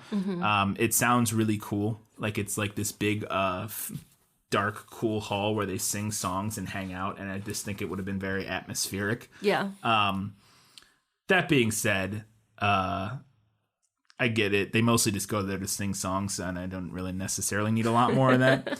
But it could have been a good place to include Aragorn singing about Tenuvial, maybe while looking at Arwen. But that being said, the movie includes it already, so they don't need... Yeah. I wrote this note before I knew that the movie included it. Aragorn and Bilbo also have a nice moment together in Rivendell. Which we don't get at all in the movie. Yeah. The implication that they're actually friends. Yeah, they have like an old friendship. Yeah. And they write a song together in Rivendell. I thought that was interesting because the movie doesn't remotely... He might say like... There might be like one line where he says... But I don't recall that the movie implies at all that they're friends or knew each other. But like apparently they traveled together at some point. Well, apparently they replaced that with Aragorn and Legolas being lifelong friends. Yeah, in the movie, Aragorn and Legolas seem to be friends, and we have no reason to think that's the case in the book. The book also explains what rangers are, and the movie doesn't really. The movie's just like, he's a man from the north, the Dunedain, a ranger. But in the book, we find out that the Rangers are kind of like silently, they're kind of like the Watchers on the Wall. They kind of like patrol and silently protect everybody. Yeah. In the lands away from like Gondor and stuff, like up in, the northern areas of the country and that sort of thing. And the western areas, they kind of are there silently protecting, which I thought was interesting. And again, I don't think the movie remotely touches on that being the case. Again, it would be you wouldn't not really any way you would show it. You might just mention it, but Gandalf mentions this is during the Council of Elrond. Yeah, he mentions driving the necromancer out of Mirkwood. Yeah, it's just one line, and he doesn't tell a big story about it. But he does mention that it was Sauron. Turned out to be Sauron, and I thought it was like, oh. So that's because that was that whole storyline they added to the Hobbit movies, so they could get Gandalf and Elrond and Galadriel, and Saruman I think is in it too. Yes, and they give them something. Or Elrond might not be there. I think it might just be Galadriel. I don't remember. Doesn't matter. But anyways, blocked those movies. They go and they do battle with this necromancer in Mirkwood, and it turns out that it's Sauron. And so that's where that kind of, I think this specific line is where they pulled that idea to add to the Hobbit books, because that's not in the Hobbit at all. I thought that the book had a better explanation for how Gandalf gets off of the tower in Isengard. I mean, I like the moth. Yeah. I just feel like I think like the first time I saw this movie, I didn't understand what dots I was supposed to be connecting with, like, where did the moth come from? See, if you don't, I think, I agree. Because if you haven't read the book, you're like, what? I think having read the book, this is one of those things that you connect the dots with, oh, Radagast. Right. That sort of thing. Yeah. And because it is like a brown moth, I think even more so trying to imply that this is somehow connected to Radagast and him speaking to him and getting the eagle to come. But yeah, you don't, in the movie doesn't remotely explain not at all how the moth gets an eagle or why he catches, how he's able to catch, like, none of that. But yeah, I think knowing the book, the movie version works really well. Yeah. But if you don't know the book, it's a little like, what's going on? Yeah. I get why they didn't do this. I'm kind of mixed on it. But this is an interesting change. When Gandalf goes to talk to Saruman, it turns out he's no longer Saruman the White. Mm-hmm. For I am Saruman the Wise, Saruman Ringmaker, Saruman of many colors. I looked then and saw that his robes, which had seemed white, were not so, but were woven of all colors. And if he moved, they shimmered and changed hue so that the eye was bewildered. Fabulous. Yes. And I mean, they denied us fabulous Saruman. I mean, that would have been an iconic scene, I feel like. That being said, I don't know. I get keeping it a little more, like, consistent with, like, he's Gandalf, or he's Saruman the White. Yeah. Now all of a sudden he's different. Like, he's Saruman the many colored. Also, what does that imply? Because, see, there's also some weird baggage, less so, I think, when Tolkien wrote this, maybe. Yeah. But nowadays with, because right after that, Gandalf says, I liked white better. Yeah. And it's like, I think there's a weird implication of, like, you could read a weird implication of, and maybe this is even what Tolkien's going for, I don't know, of that sort of diversity being sort of a negative a negative association with sort of diversity in terms of, like, just in terms of, like, something like basically implying that, like, pure white is better, and that this many colors, this mixture of things is somehow perverse. You know what I mean? Like, it feels like there's weird language, there's weird implications to that I think they probably just didn't want to get into, maybe. And also, I just think it also just makes more sense. It just is less confusing to have him just be Saruman the White. I'm Gandalf the Grey. That's Radagast the Brown. Weird though, you know. So, anyways. Oh, and then he also, this is one of the things that I wish they had mentioned more in the movie, and I think they did, but we kind of get more of a explanation of what Saruman's motive is for doing all of this. Basically, he says that basically his high and ultimate purpose is knowledge, rule, and order. Basically thinking, or his striving to achieve those things by allying with Sauron, he thinks is the best way to kind of achieve those things. It's like a perverted, a perversion of, like, good goals. Obviously, knowledge is a good goal. Rule and order to some extent are good goals, but his level of he's taking them above and beyond the sort of socially agreed upon level of those things, I guess. In the movie, it feels a little bit like he's just wants power, I guess. Yeah, I think so. I think in the book it's implied more that he has, like, some high ideals that he thinks the world isn't living up to some extent. And that's kind of what's motivating him to side with this evil person, as opposed to just, we can rule Middle Earth type of thing. I think it's a little more interesting. Bilbo actually volunteers to take the ring into Mordor in the book. Yeah. He's, like, the first one. He's like, all right, I'll do it. And they're like, no, Bilbo, you're, like, 150. Yeah. Sit down. Yeah. After they finally leave, Gandalf and Aragorn argue about what path to take. In the movie, it turns out that it's Gandalf who doesn't... In the movie, Gandalf doesn't want to go through Moria. there's a lot of levels to this, a lot of layers to why they made this change. In the book, Gandalf wants to go through Moria. Aragorn wants to go over the mountain. Gandalf's like, no, we can just go through Moria. And I think I like this. I understand why the movie changed it, and we may talk about that. I like Gandalf being like, no, let's go through Moria. Because to me, it feels like it's implied that, and he's in this whole movie, the biggest maybe change to Gandalf's character is he's more unsure in the movie and more like scared of things and like frazzled at times. Like he shows up to Frodo's and he's like, oh, was it? Oh, you know, he's like kind of a little more just unsure of everything that's going on. Whereas in the book, he feels a little bit more like sort of like Dumbledore. Yeah. Of like knowing ultimately how this is all going to end, and he's just playing his part and going down that path. And I like the idea of him being like, yeah, we're gonna go through Mordor, or obviously, but we're gonna go through Moria, even though he kind of, I don't think it's implied that he like knows he's gonna die, but like kind of maybe.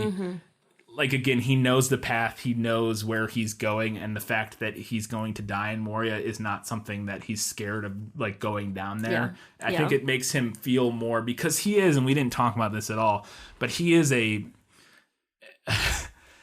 and all the wizards and a few other creatures are these high descendant essentially deities within the world of Middle-earth. There's a whole structure of the way that Middle-earth works with the deities, and that there's the and I've forgotten all the names now, but there's the basically the creator, and then underneath the creator there's a whole set of creature beings that are like the first spirits on Middle-earth, and then right below / equal to them are these other ones that are Maiar, I believe. Yeah. And Gandalf is a Maiar or Maya, and so is Saruman and Radagast, and then several other people that they don't go into in the book.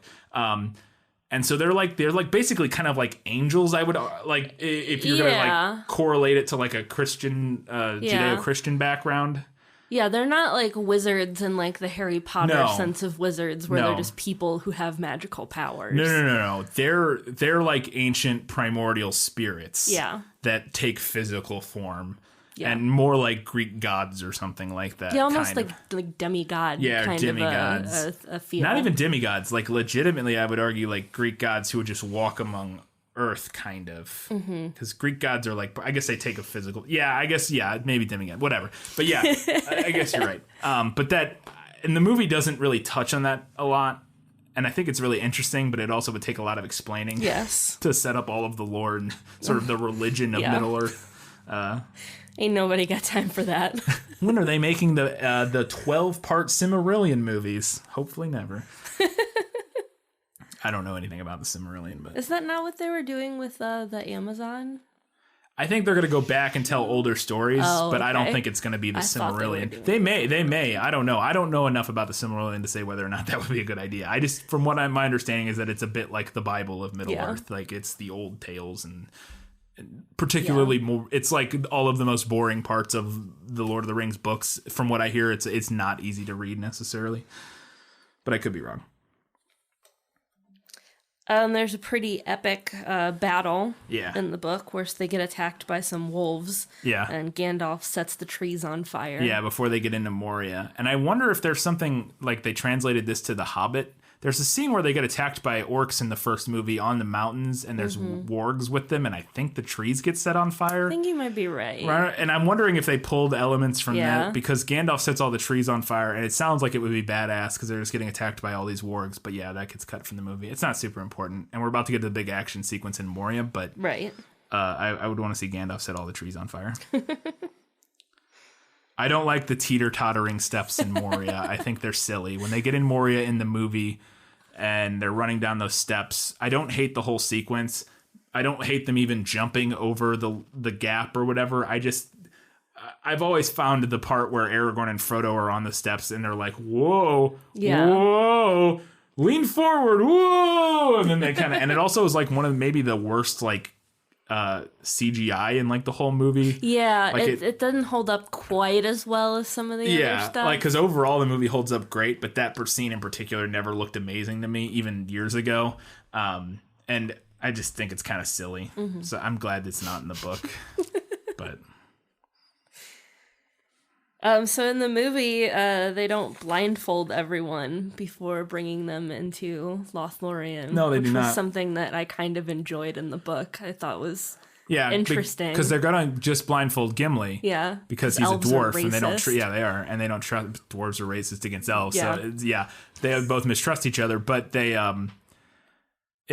Aragorn, to keep the peace, says, okay, well, we'll all be, because Gimli refuses, but Aragorn's like, we'll all be blindfolded. And they're like, okay, we'll do that. Then eventually, though, after they get word from Galadriel, they unblindfold everybody. And I think the movie just kind of skipped to that part where they're like, okay, Galadriel's cool with you guys. You don't have to be blindfolded. I love this moment in the book, and it's not in the movie, is that Celeborn starts talking shit on Gandalf for going into the mines, and Galadriel straight calls him out in front of everybody, and it's fantastic. So he dies, and they explain that Gandalf died in Moria. It was a Balrog of Morgoth, says Legolas, of all elf-banes the most deadly, save the one who sits in the Dark Tower. Indeed, I saw upon the bridge that which haunts our darkest dreams. I saw Durin's bane, said Gimli in a low voice, and dread was in his eyes. Alas, said Celeborn, we long have feared that under Caradhras a terror slept. But had I known that the dwarves had stirred up this evil in Moria again, I would have forbidden you to pass the northern borders, you and all that went with you. And if it were possible, one would say that at the last Gandalf fell from wisdom into folly, going needlessly into the net of Moria. He would be rash indeed that said that thing, said Galadriel gravely. Needless were none of the deeds of Gandalf in life.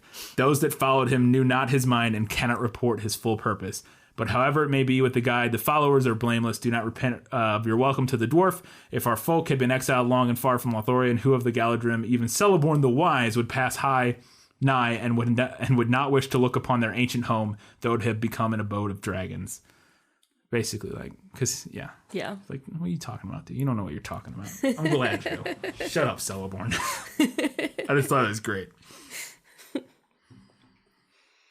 Gimli, I think, has a little bit more depth. Yeah. In the Lothlorien sequence. I think he has a little more depth than overall in the book to some extent. He's not terrible in the movie. He was better than I remembered, but I think he just in general has more depth and is a little bit less of like a caricature of a dwarf in the book.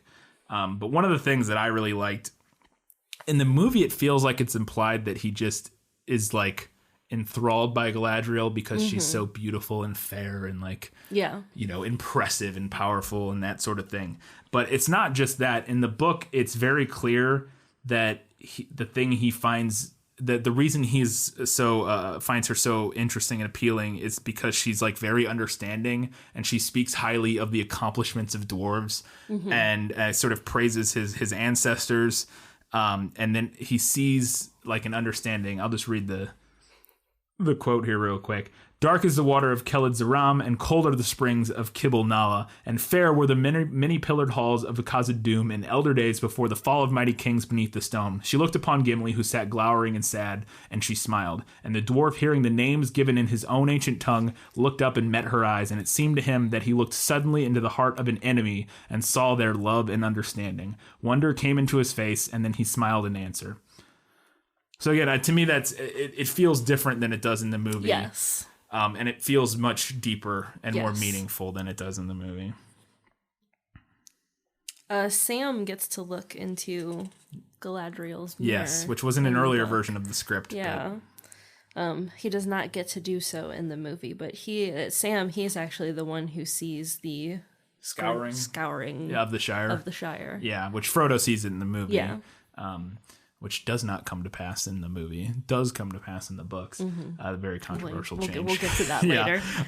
But Sam gets to see that. And the other thing I thought was interesting in the mirror sequence that they change is that in the book, Frodo sees a white wizard walking down a road with his face covered. And we don't know, obviously, at the time what that is. And it's obviously very clearly a tease for the return of Gandalf as Gandalf the White. Right. And it's a little interesting to me that the movie didn't. That would have been an interesting tease to put in there, for moviegoers. Because again, you just would assume it was Saruman if you were just watching the movie. Because again, I was a little surprised that the movie didn't have that, but whatever. C'est la vie, I guess. Sam in the book gets a little box of dirt for his garden. From Galadriel, yeah.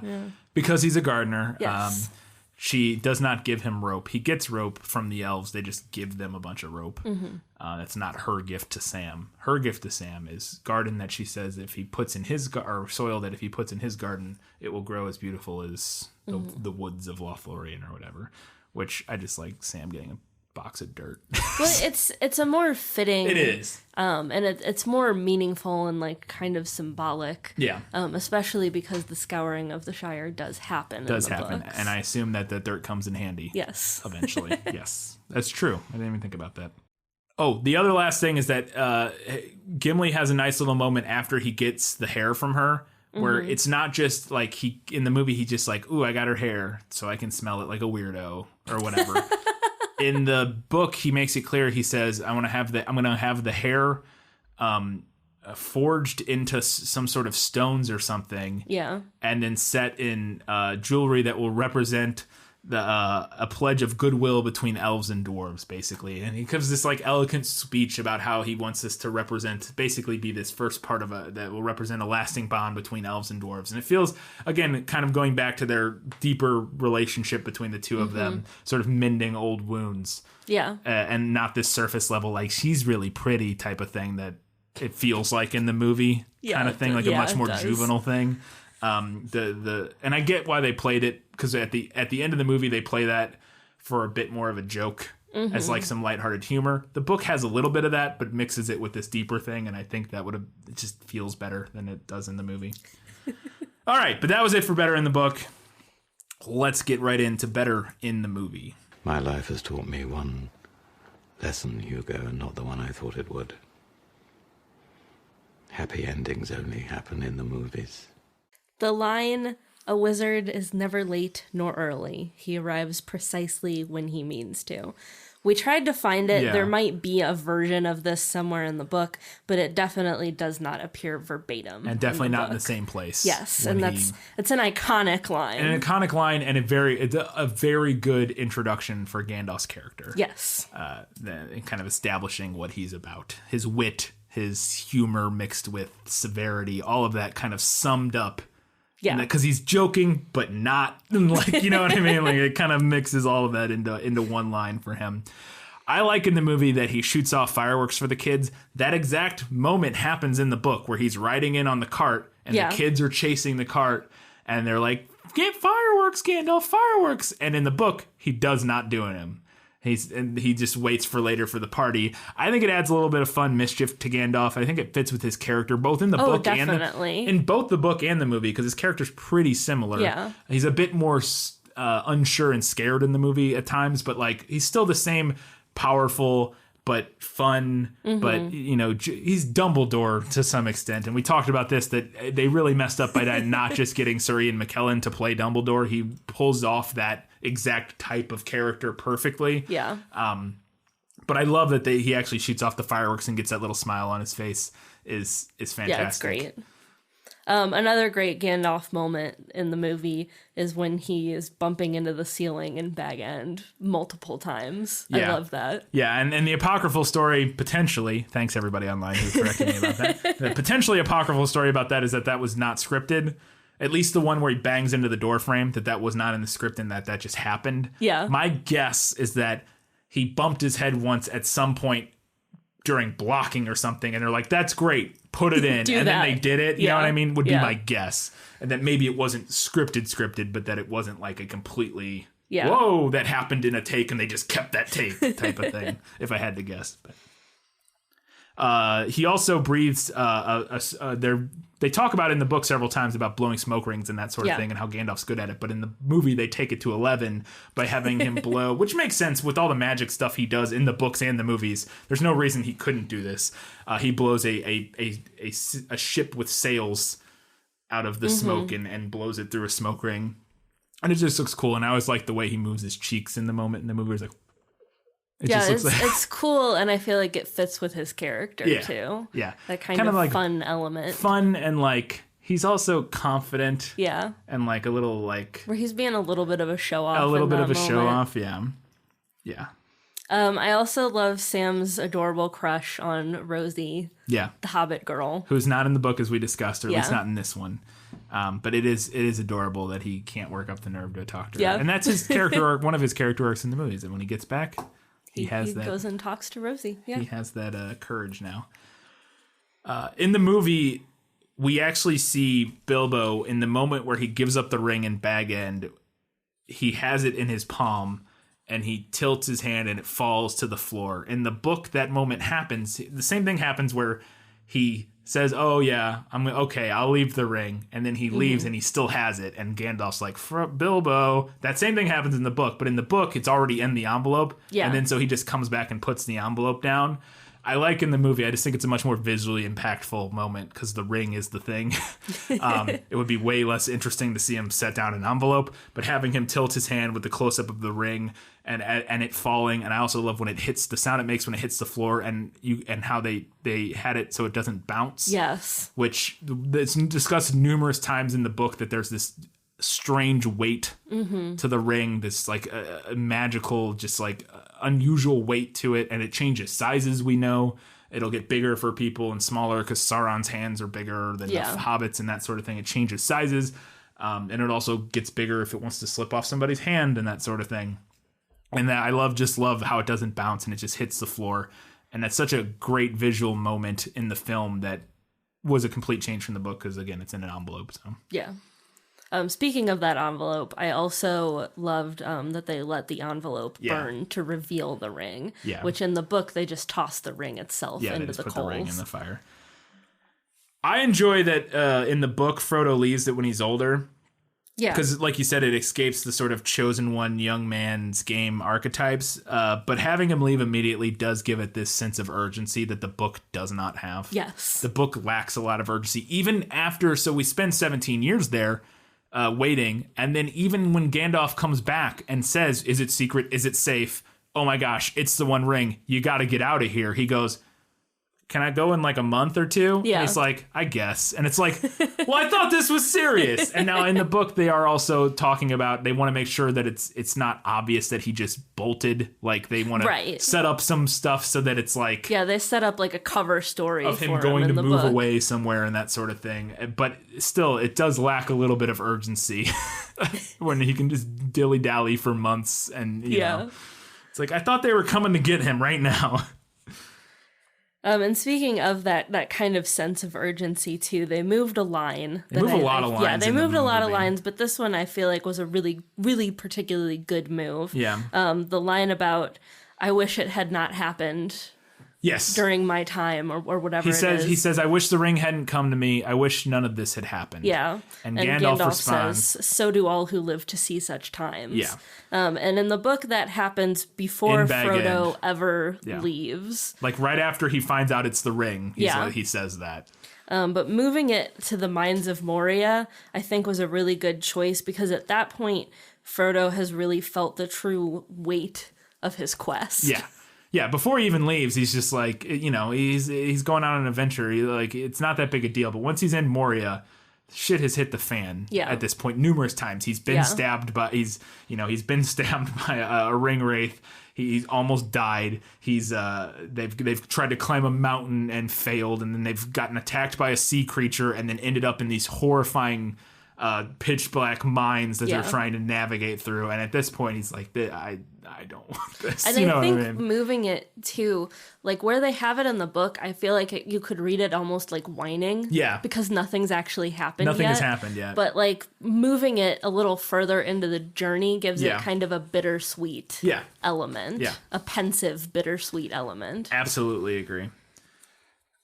I also think it was a smart move to move Smeagol finding the ring to an entirely later film. Yeah. In this movie, we get it. They discuss it and explain how it happened before he ever leaves, I think is when it happens. In the book, I believe it's in that same area where they're discussing. Gandalf tells him a lot of stuff in Bag End when he shows up. Yeah, there's a big info dump there. And one of the info dumps is how the ring came to Smeagol, because he has found Gollum at this point and has figured this all out somehow. And he knows that Gollum found the ring, and he tells the whole story about Deagle and them finding it in the river and all that sort of stuff. And I think it was really smart to move that to, I think it's in Return of I the think it King. is at the beginning of Return of the It's King. the beginning of Return of the King. I think that makes sense. We don't need that right now. It's not super pivotal, but it does, and especially because Gollum isn't a character in this book. Yes. So like I don't really need to know the backstory of Gollum because he doesn't do anything in this book. He just follows him around for, where he becomes a pivotal character in later books. That's when we want to know about how that's when we want to know his backstory. And sort of the tragedy of Gollum, the tragedy of Smeagol. Oh, and then there's another line in that moment, because we said a lot of them are front-loaded in the book before ever... The iconic lines in the movie, a lot of them are front-loaded before he ever leaves the Shire. And another one is Gandalf says in this moment, "I will help you bear this burden for as long as it is yours to bear." Yeah. And I don't remember exactly when that gets moved. He might say that in Rivendell. I think he might say that in Rivendell. Yeah. And I think, again, just spreading out those sort of iconic lines. Now, who knows how iconic they felt to readers? Sure, yeah. You know what I mean? They're iconic in the movie because of when they happen and how they're delivered. Yeah. To some extent. Some of them are iconic in the book, I'm sure. But, like, I think that it definitely, they found good lines to use throughout the book to really hit home certain points at certain times, whereas the book has a lot of those moments early. But I guess you could argue that they make just as much sense there. I think the one we made a really good argument for is "So do all who live to see such times," but yeah. Yeah. Anyways. Another great line from the movie, Sam's line about taking one more step and being the furthest he's ever been from home. Yeah. And again, I think there might be a version of this in the book somewhere. We talked about it. Something similar. The closest there is when they leave Buckland and they go through the hedge. Yeah. At Buckland, Mary says something about going through the gate, and he says, "Now we're out of the Shire," basically. And that's kind of the closest thing. They cross over this boundary, and it's them being outside of their home, basically. But I think the movie's version is better. Yeah, I think it carries more weight, especially by giving it to Sam, somebody who is like the ultimate homebody. Yes, yeah, I agree. The first scene where they're hiding from the Ringwraith, that happens a couple times in the book. We get like 2 scenes, I think, where they're hiding from Ringwraiths, if not more. But in the movie, the scene that we see, they're hiding together. In the book, they're like split up a little bit. Yeah, the first time they hide, they're split apart. They're like on opposite sides of the road. But in this one, they're cowered right on the side of the road together. And the moment that I forgot that I really like about it is the bugs, which there's some implication of that at times of how creatures flee from the Nazgul or from the Ringwraiths. It's implied that like creatures don't like them and they get away and they give off this sort of aura of fear and that sort of thing. But it really drives it home, and it's not specifically mentioned in the book of like bugs crawling out of the ground and freaking out. But that moment in the movie is like, it really gets you and is like establishes this is. If these creepy things are scared of that thing, whatever that is horrifying. I like that we montage through all the walking in the movie. I'm going to be honest. Yeah. Like, and I get that that's kind of the point of the book, but it's just not super enthralling to read. We spend so much time listening to descriptions of the woods they're walking through and the things they're seeing. And again, that's the point to some extent. It's this journey. Yeah. And we're going on this journey with them, and we probably wants us to feel the weight of how far they're going and how long it's taking, and at times how tedious it is. So that's all built in there, I think. But that being said, it's nice at times to be able to just kind of chop through that. Yeah. Because again, it's nothing super fascinating happening. Well, right. And you mean, you mentioned like he wants us to be able to kind of see where they're going and what they're seeing, which we can in a because movie. The movie shows us. Yeah, and we can see things very quickly and get like panning wide shots and sweeping locations, and it's very impactful without having to spend as much time on it. Every time we get a helicopter shot of them walking through some countryside, that's a whole page and a half of Tolkien describing the countryside they're walking through. We get it in 4 seconds in the movie. Yeah. So they cut the whole side tour to Buckland and the Crick Hollow house, which is where Frodo's going to be moving or pretending to be moving. Yeah, it's just his cover story. It's his cover story, and that's where they actually meet up with Merry. He's not on. It's Sam, Frodo, and Pippin for a while for most of the journey at the beginning, and then Merry joins them right before they get to the ferry. And I think it makes sense to kind of cut that because they don't have that cover story, so might as well skip over that.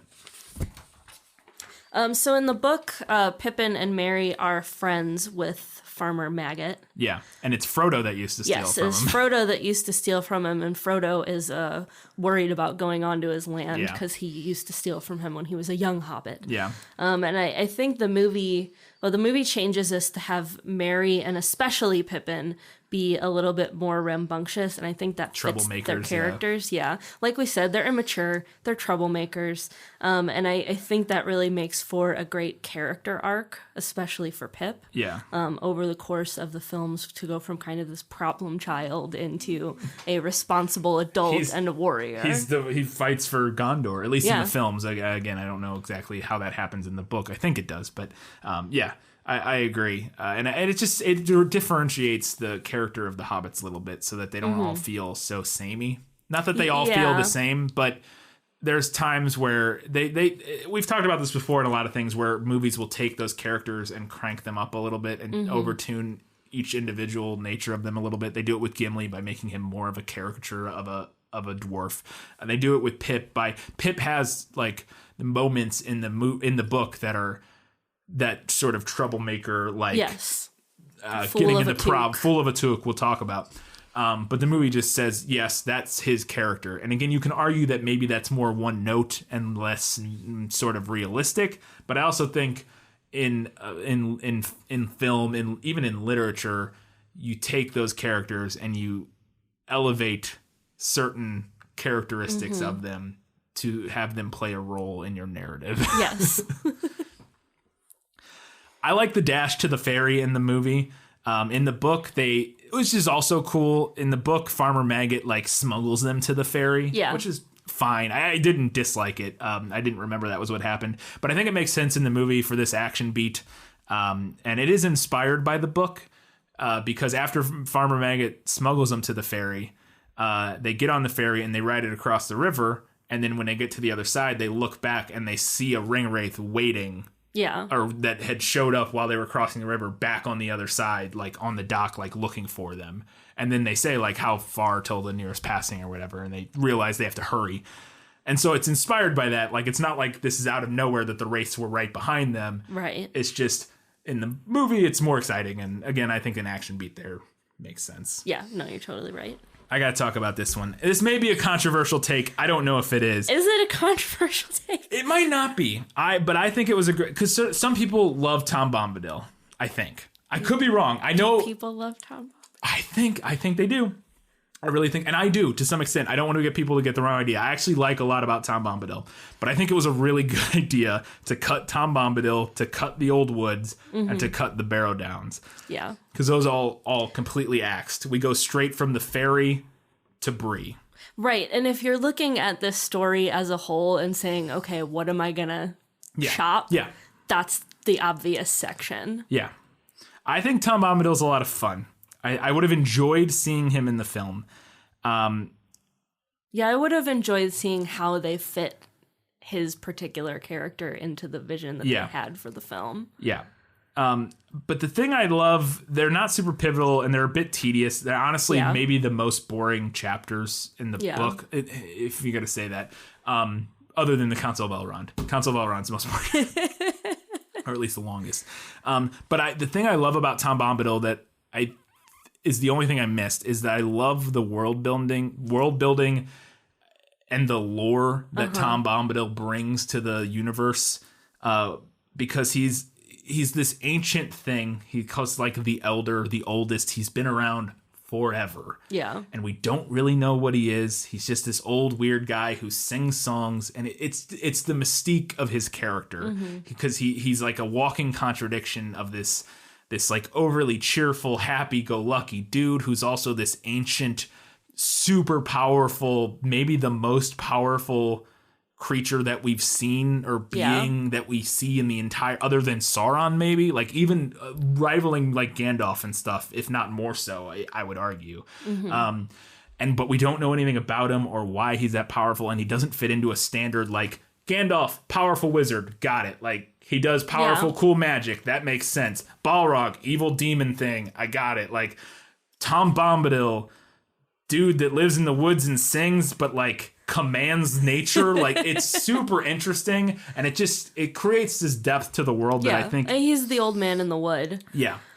And I like, he's not affected by the ring. It doesn't do anything to him. When Frodo puts the ring on, he sees right through it and laughs about it and is like, take that off. I can see you. Like, and you're like, what? Why can he? What? And but they move. And I love the book doesn't explain it. It's like, he's Tom Bombadil, man. Yeah. That's just who he is. And I love that too. In the Council of Elrond, they even like discuss at length just sending the ring to stay with Tom Bombadil. And that's the thing, because they're like, we got to talk about this plot hole. Why don't we just give it to Tom Bombadil? And they're like, oh, we'll find it eventually, or he doesn't care about that sort of thing. He would probably just lose it because he doesn't even, like, he doesn't care. Like, he's just, that's not what he's worried about. Like, he's just on another level. And it's like, it's so interesting, but also not interesting at all. Like, in the sense of, like, following your story. You know what I mean? Yeah. Yeah. Yeah, but there were parts of that section that I liked, but I don't know that Tom, as he appears in the book, would have fit into the movie. I feel like it would have been a little tonally dissonant. He fits more into the Hobbit movies, maybe. Yeah. Maybe. Yeah, maybe. Arguably. They're a little more fanciful. But anyways, So I think it makes sense to cut those chapters and just makes it a tighter story. Mm-hmm. All right, so the singing. Again, we maybe have a controversial thing. I don't know. It depends on who you're talking to. Yeah. I think older Tolkien readers maybe they prefer the singing, but for me, maybe younger readers and not as much. I don't know. I don't need all the singing. Yeah. I don't like reading it either. I hate reading it. I've talked about this numerous times. I cannot stand reading songs. It drives me crazy. For me, one of the biggest things is that I can't not read. I try to read it like poetry, but I can't not read it and try to find a tune for it in my head. Yeah. And it makes reading it very annoying to me. Yeah. That being said, like, I would actually prefer watching it. So if it was more in the movie, I wouldn't hate it. And there are a couple songs. Mm-hmm. But, like, I don't mind hearing it. I just don't like reading it. Well, it's a lot. Yeah, too. And it's a lot. Like, it is a lot. Like, I was reading the book and I was like, did Tolkien just want to be a songwriter? Yeah. Like, did he just want to do that? Yeah. It is a lot, and some of them are very long. Yes. And some of them are there's one that's 2 pages long that's entirely in Elfish. I'm like, you're joking if you think I'm reading this too. Yeah, not happening. But yeah. It was at that moment when I understood, like, the members of the Inklings who groaned every time Tolkien brought a new chapter of Lord of the Rings to their meetings. Like, oh my God. Yeah. I think in the movie that Aragorn's character is more... So many things about Aragorn, and we'll talk a lot about it right here in a couple different segments. One is that I think his character is more consistent in the movie. Mm-hmm. It's arguably a bit more one-dimensional, but I think it makes more sense. In the book, especially as Strider specifically, he speaks in third person a lot, which is very strange, and it just kind of drops off once he's no longer quote-unquote Strider, once he's kind of more Aragorn. And he also speaks, he has this weird, like, roguish, like, humor to him where he there's numerous times of him, like, being described as, like, making kind of weird jokes early in the book that just seem, because they talk about how grave he is a lot of times in the books, and it just seems like his character is kind of all over the place, and I guess you could argue that that's interesting, and I could see it done well. I could see it reading it felt weird to me. Mm-hmm. I could see it done well in a way where you have a grave character who uses humor to sort of deal with the situation type of thing, and it's sort of like this kind of more up and down type of character.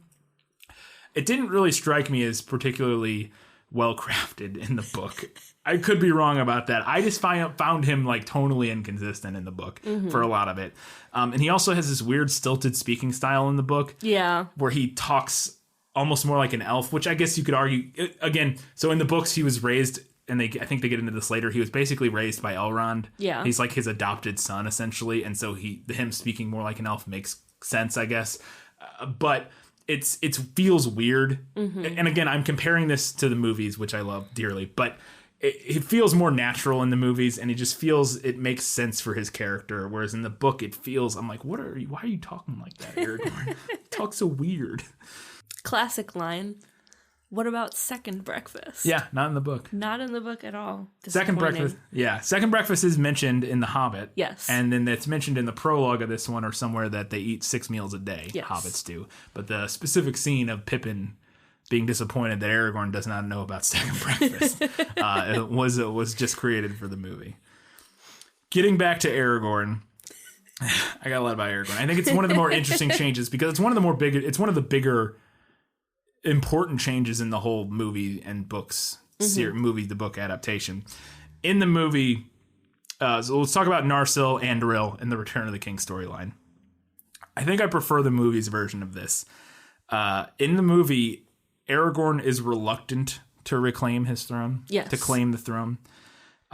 He's not sure about it, and we'll talk about this a lot. I talk about this in depth in my final verdict, so I'll leave some of that for that.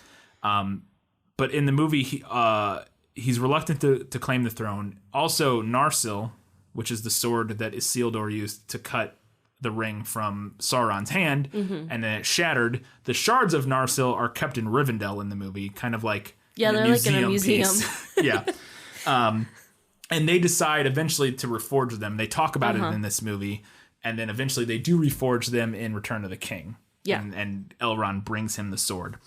In the book, Aragorn is carrying the shards of Narsil with him, which I think is interesting. And he's actively going to get them reforged in this book. He's taking them to Rivendell so he can get them reforged. And he gets them reforged in this book. Yeah. And the sword he has from Rivendell on is Anduril, Flame of the West. I prefer in the movie that the sword gets reforged later and he gets it in Return to the King because he's then ready to become the king. Yes. I think it doesn't make any sense, first of all, for him to carry around sword shards. Yeah. He needs a weapon. Like, he's a ranger. Yeah. And I think that the way the movie does it, then the shards / sword becomes like a nice visual symbol for his character growth into being ready to be the king. Which, again, the books don't do that. The books, he is always ready to be king. Yes. He is just, I am king. I'm ready to be king. I'm going to be king. I got my sword. I'm going to get it reforged. Now I'm going to be king. Yeah. The movie, it's the other way around, and I think it makes way more sense that way. And also, it makes no sense to me in the movie, like you said, he's not carrying a sword. Yeah. For the whole all the way up till Rivendell, he has a piece of a sword, and that's it. Yeah. I'm like, you're just wandering around the countryside with no sword or weapons of any sort? Okay, all right, cool. I thought that was very strange. Yeah. There's more setup in the movie. Yes. With Saruman being a turncoat and how he's destroying everything and building an army of evil. Yeah. All we get in the book is Gandalf seeing the pits being dug around Isengard and that he is building it. We get that, but it's one sentence or something like that. Whereas it gets set up numerous times in this one. And they pulled a lot of that, I think, from the second book to some extent, because that's when the battle with his Uruk-hai happened is in the second book, where they moved it into the first book or the first movie. But yeah, we also get the Palantir set up in this one, which is not mentioned in this book at all. Yes. And the Palantir plays an important part later with Pippin. And I think it was a good idea to introduce it here and kind of be this kind of mystery MacGuffin. We don't know exactly what it does, but it connects him to Sauron somehow, that sort of thing. Yeah, in the movie, or in the book rather, Gandalf tells us that Saruman has turned coat. But I think there's something to be said for seeing it. Yeah. The flight to the fjord, which I think that is called a ford in the movie, or in the book, it's just Ford of Brunnen. In the book, after Frodo gets stabbed, Frodo's like, okay, but just not feeling great. And they kind of slowly trek for 12 days until the very end. And then there's a horse chase. In the movie, they do this more than I thought they did. They do travel for a couple days. I for whatever reason in my head, I had it that like Arwen shows up like right after and then just rides away with Frodo. But they do actually trek for a few days. Who knows? Maybe some of that's extended stuff. I don't know.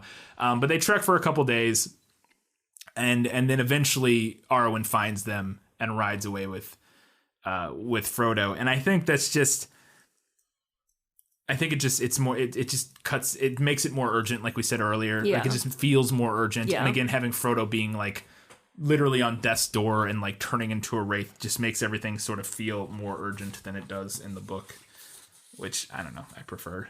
I think it makes a lot of sense to speed that up, given how injured they make Frodo in the movie. And I think understanding, like we talked about earlier, why the ring wraiths stopped pursuing them for so long, but I feel like it's kind of a hard sell. Yeah. I like Aragorn sending Sam to get the Asphalon. No, that's the horse. Whatever it's called. The medicinal plant. Kingsfoil is what the hobbits call it, but it's got an elfin name that I can't remember that starts with an A, I'm pretty sure. But he sends Sam to go get it, and I like that a lot because... he sends him and Sam go look for it because Sam's a gardener and it gives Sam something to do, and it just makes sense that, hey, Sam, go, you know what this is? He goes, oh yeah, Kingsfoil. And they go, boop, I'll go find it. Yeah. It's a little thing, but I think it's really weird that Aragorn just uses sticks in the book. So I get it because we talked about he doesn't have a sword in the book. So in this moment on Weathertop, when they're it's not on Weathertop. Again, we'll have that here. Actually, let's talk about it now. I have it in the movie. Nailed it. But Aragorn in this moment, when they're fighting the wraiths near / on Weathertop, in the book, he just shows up with 2 flaming sticks. Yes. And is swinging them at them, and they run away and whatnot. And again, because he doesn't have a sword, which is weird. He has sword bits. But so we also find out at some point that you can't use a normal sword against wraiths. That if you do, it destroys the sword, which I did not realize. Like you could if they have, and it's also not necessarily ever stated that the wraiths are carrying normal swords in the book, where they are in the movies, so that we can have sword fights with them. Whereas they for sure have Morgul blades, which are the ones they stab Frodo with. That they may just, it may be possible that in the book they all just have Morgul blades. And the movie wanted to give them a normal like steel swords and this special dagger that like they use to poke people to kind of set that apart, I guess is the idea. I don't know. But I really thought it was weird that he's not carrying a sword and that he in the book and he just runs around with torches every time he fights the ring wraiths. It's like, I guess they don't have swords they could stab you with because I feel like having a sword would be handy. I just prefer it in the movie where we get a sword fight and he has a torch, whatever. I liked replacing Glorfindel or Glorfindel. I really don't know. Matter.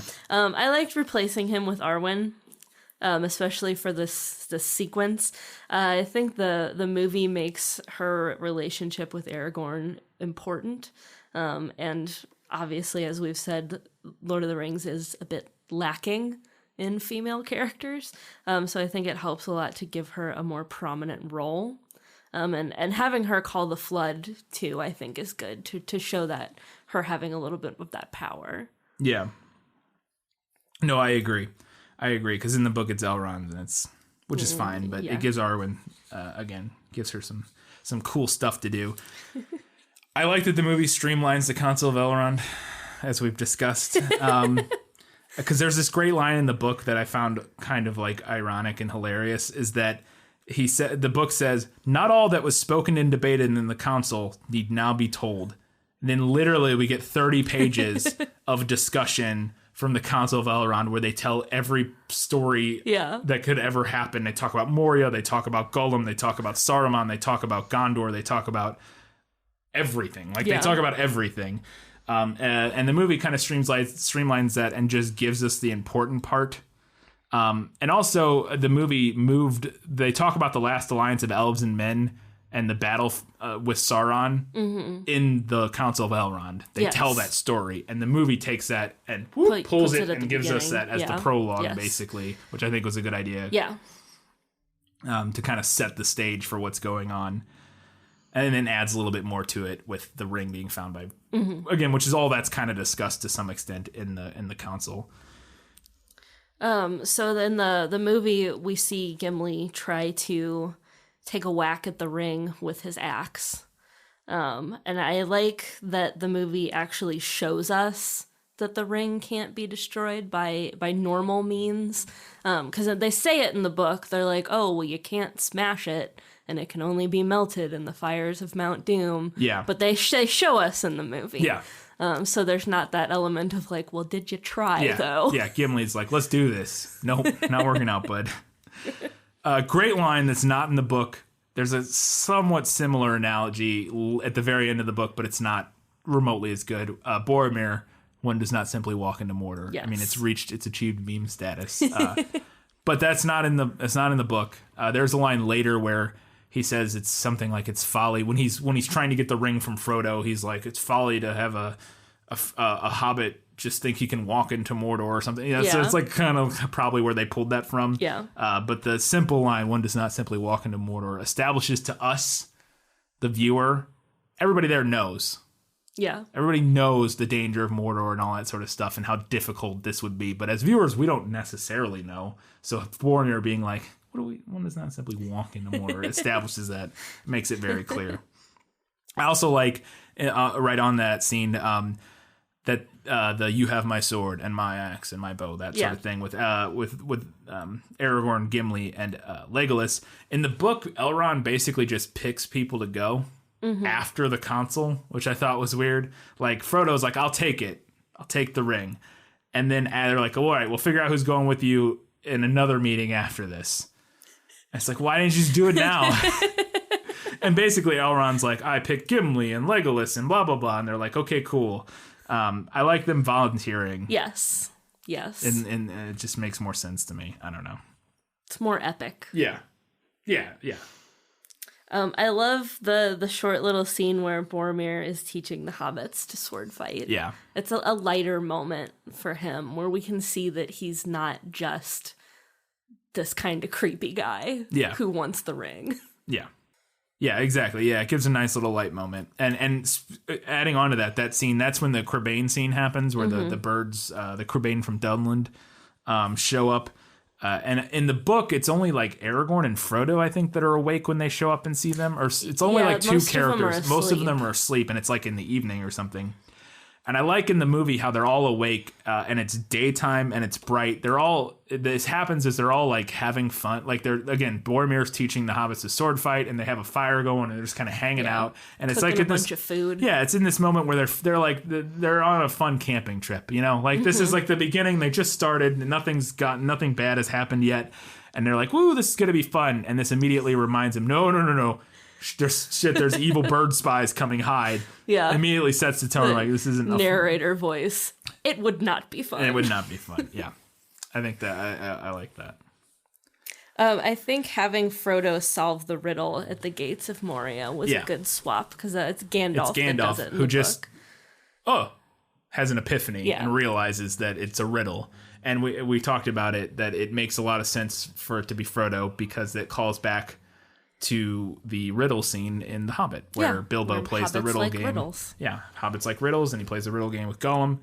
And so Frodo is the one who realizes it's a riddle, and I think that's a perfectly smart change. That I'm a little surprised Tolkien wouldn't. It seems like a kind of obvious thing that Tolkien would have. Yeah, of course, Bilbo's nephew, the riddle master himself, Bilbo, his nephew is the one who solves the riddle. Fool of a Took.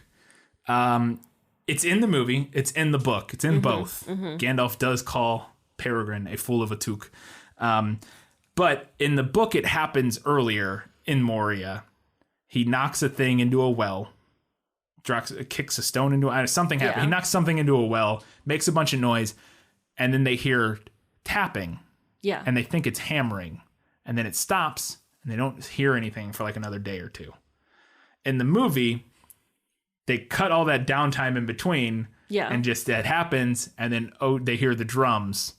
And I think it's just much tighter. It makes more sense. It speeds up the development of the action. And then onto that, the action that happens after that. The Battle of Balin's tomb. It's got the name. The room has a name in the book that I cannot remember. A dwarf name for like a library, basically, or something like that. The location, though, description is like straight out of the book, with the stone plinth in the middle, with the single beam of light coming down off of that big main hall that they're in. It's like spot on. There's another door in the book, and in the movie there's only one door. But other than that, it's pretty much identical to what I imagine reading the book. But the reason I call this better in the movie is because the action scene in the book's fine, but it's an action scene in a book. Yeah. You cannot really compete with an action scene in a movie where you get to see all these characters do this stuff. And they just do a lot more fun stuff. You know, we get to see Legolas in action. We get to see Aragorn. We get to see everybody doing their things. We get to see the hobbits doing stuff, which they do fight. And then they kill a few orcs and that sort of thing. And they yell for the Shire. I guess that's the only thing that they could have done that I would have liked in the movie that would have kicked it up one more notch, is have the hobbits yell Shire and then jump in, that sort of thing, which I think they do at some point, but I don't remember it in that scene. But overall, that's just a fantastic action sequence. Oh, yeah. And we actually see the cave troll in the movie. Yes. They mention that they have cave trolls or trolls in the book, but they don't actually fight it, that I recall. Because the person that the thing that stabs Frodo is not a troll. It is a orc captain, they say. But, and the line also is, because I think Gandalf says they have trolls or something in the book, but Boromir's line is, they have a cave troll, is great, just his exasperation. I just love everything about that scene. It's one of my favorite action scenes in like any movie, until we get to Two Towers. But I just think it's fantastic. Yeah. And I will say in the book, one thing I did enjoy about that sequence was Tolkien's use of onomatopoeia. Doom, doom, doom. Yeah. I really because enjoyed that. So that's the drums. Drums in the deep. Yeah, sometimes it's boom, but usually it's doom. Yeah. Yeah, and it's great. I think the orcs being afraid of the Balrog makes sense. In the movie, yeah. Yeah, in the book, they're kind of like not that they're with it, but it's kind of like convenient that it's there. It seems almost like they just kind of get out of its way, but they don't run away from it. It seems like, because the Balrog is like a crazy primordial ancient spirit demon thing like that they belched forth from literally hell. They dug too deep and woke up this ancient evil spirit demon thing. And I think it makes sense that that's not something that the orcs are like friends with. Yeah, like they're also like, holy shit. And so in the movie they get surrounded by the orcs / goblins, whatever they are, and they think they're all dead, and then the Balrog shows up and the orcs are like, get the fuck out of here. And I think that just makes more sense than the scene where they just like skitter away. Skitter like cockroaches up the wall. So I want to talk about a small change to a very iconic line. Yes. We mentioned this earlier with Jenna. In the book, Gandalf says, you cannot pass. Yeah. In the movie, they changed that to, you shall not pass. And it's a really subtle linguistic shift. Yeah. But it takes the meaning of it, the impression that we get from, you can't do this. Like you're not capable. To I won't let you do this, which is super important. Yeah, it's much more impactful for Gandalf, and it gives him a more powerful send-off. Yeah. Not like a lot more, but I mean, a slightly more powerful send-off by just shifting one word. In the book, to get up into trees in Lothlorien, they just climb ladders. Numerous times they discussed climbing these ladders up and up. In the movie, once we get specifically to the city that I can't remember the name of, it's got a name. It's not Lothlorien. The city of Galadriel within Lothlorien. It's like Car or something. In the movie, the trees have like spiral staircases going up around the tree trunks, which I think that the movie captures sort of the mystical elven beauty of Lothlorien really well, but I think it adds to it with the spiral staircases up the trees. It feels more elegant and more just magical, whereas climbing ladders, I might look kind of awkward and not as, practical. And I get the ladders, especially on the edges of the forest. Like when they're at the scout or whatever. You can pull them pull up. it up, yeah. But the spiral staircases are because they look amazing. Because the city, they have a wall around it. Like they're, it's like a protected. They don't need to worry about. Again, this when they're out in the field or something, a ladder makes perfect sense. But yeah, the spirals up the tree. It's just gorgeous. Mm-hmm. I like that Legolas and Gimli's friendship. I felt like the movies, at least so far, and again, we've only read Fellowship. Yeah. I felt like there was a little more focus on it in the movies, and it's like more of a slow burn. It is definitely. And I felt like in the books, they were kind of suddenly just friends after leaving They say that they leave Lothlorien and they're in the canoe together, and they say that they had become fast friends or something. Yeah, like that. They mention that they spent a lot of time together, but we don't really get to see that friendship develop like we do in the movie. That is interesting that in the book that they don't mention, or it doesn't happen in the movie, is that while they're in Lothlorien, Legolas starts taking Gimli with him when he's going to like hang out with elves, which is kind of cool. Yeah, and we don't see that, but. The movies decide for a slower setup to their friendship that's a little more antagonistic and builds to the final movie, or second movie, I guess, really. Yeah. Because they think they're going to die at Helm's Deep, but that's when it kind of, side by side with a friend. I could do that. So in the book, we think, and we don't know for sure, but it was both of our sort of reading of it, that we get a tease to the fell beasts that the Nazgul ride in later books and movies, which are the flying creatures that replace their horses. I used to always call them wormy dragons. Yeah, they're specifically, it's funny because they say fell beasts, and I assume that was just like them calling them like foul beasts type of thing, but that's actually what they're called. If you like look up the wiki, it's fell beasts, one word. And it's these big flying lizardy kind of rapey or winged wyvern type creature things. And when they're on the river at the end of this book, some black thing flies up at them in the evening or something, and they can't tell what it is. Yeah. And they sense it feels like a wraith. Or at least the description of what they're feeling is the same that we get when we're near wraiths earlier on, where it's kind of like a Dementor, like they feel scared and blah blah blah. And Legolas shoots it with an arrow and it flies away or something, or it crashes into the river. I can't remember. Something happens. He hits it with an arrow and it's gone, and we don't see it ever again. And I think it's smart in the movie to save those for later movies. I would tend to agree. Ramping up. If they could have figured out a way to tease it in this one that didn't give away the game and what this was going to be later, it would have been tough to do. I'm not sure you could do it quite as subtly in a visual medium. Yeah, because in the book, he can just not tell us stuff. Yes. Some black thing flew over, Legolas shot an arrow at it, and we don't know what it was. And you're like, well, shit, what was that? In the movie, you have to see something. Yeah. So, like, they would have to figure out a way to do it where we don't really know what we're seeing, but... I think it was a good call to cut the moment when Frodo wanders off. Yeah. There's a scene where he's going to decide what they're going to do. Yes. At least in the book. Yeah, in the book, he's going to decide what they're going to do, and then it cuts back for a while to the rest of the company, like all sitting around and talking about what they think he might do. And like what they're going to do. Yeah. And it's like, well, we should do this. And he's like, it's literally just Aragorn and them all discussing, like expositing what they think Frodo's going to do and what's going to happen. Yeah. And it feels weird. Yeah. And it feels unnecessary. Like, and the movie just cuts that all completely, kind of. And I think it makes a lot more sense.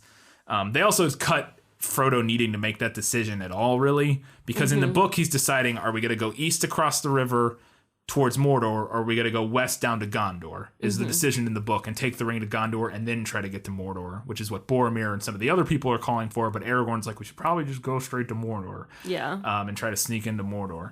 And so he's trying to figure out that decision, whereas the movie implies that they're just going to go to Mordor. Yes. They're going to wait until nightfall to hide from orcs, which I don't think makes sense.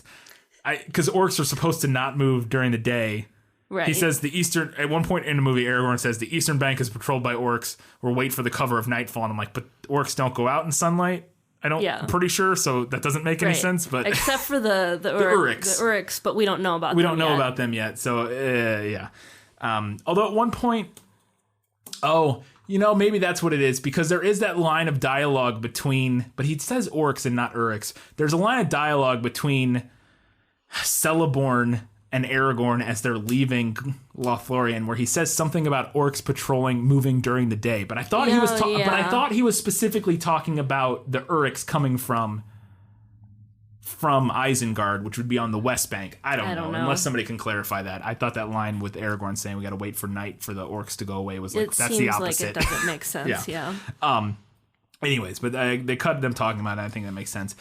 I love the scene that they add of Aragorn saying goodbye to Frodo. That is not in the book. Frodo just slips away and does not talk to Aragorn maybe ever again until the end of the movies or until the end of the books. I don't know.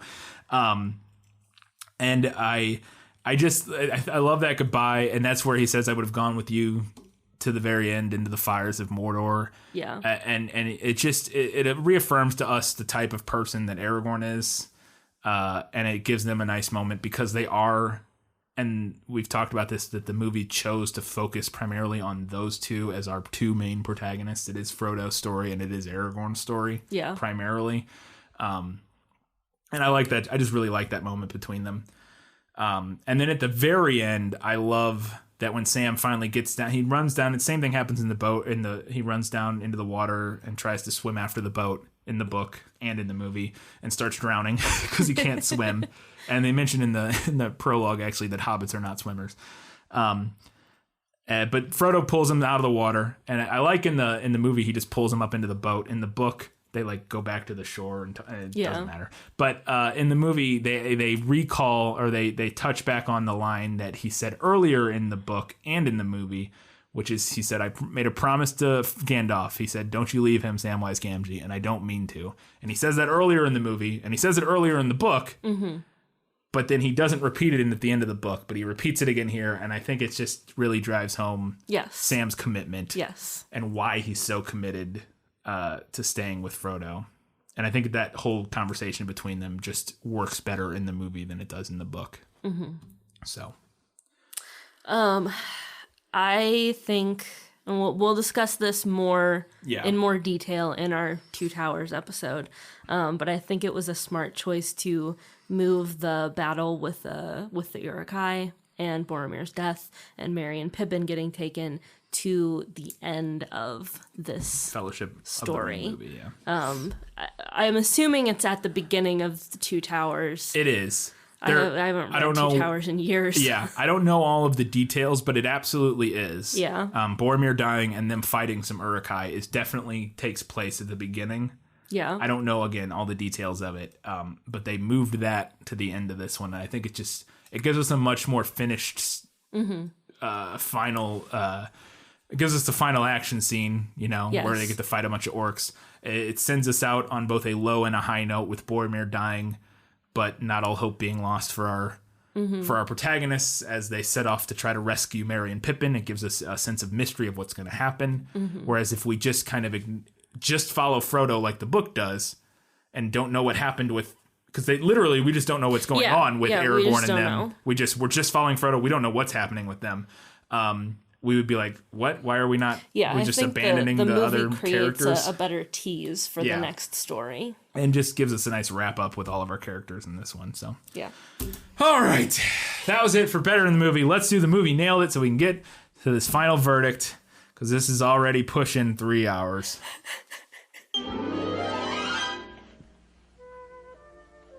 As I expected, practically perfect in every way. The entire opening of the film.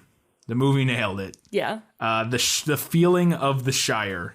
It is spot on to what you imagine reading the prologue and some of the opening chapters. It literally is exactly what I imagine the Shire to look like. Yeah. Bilbo has a line.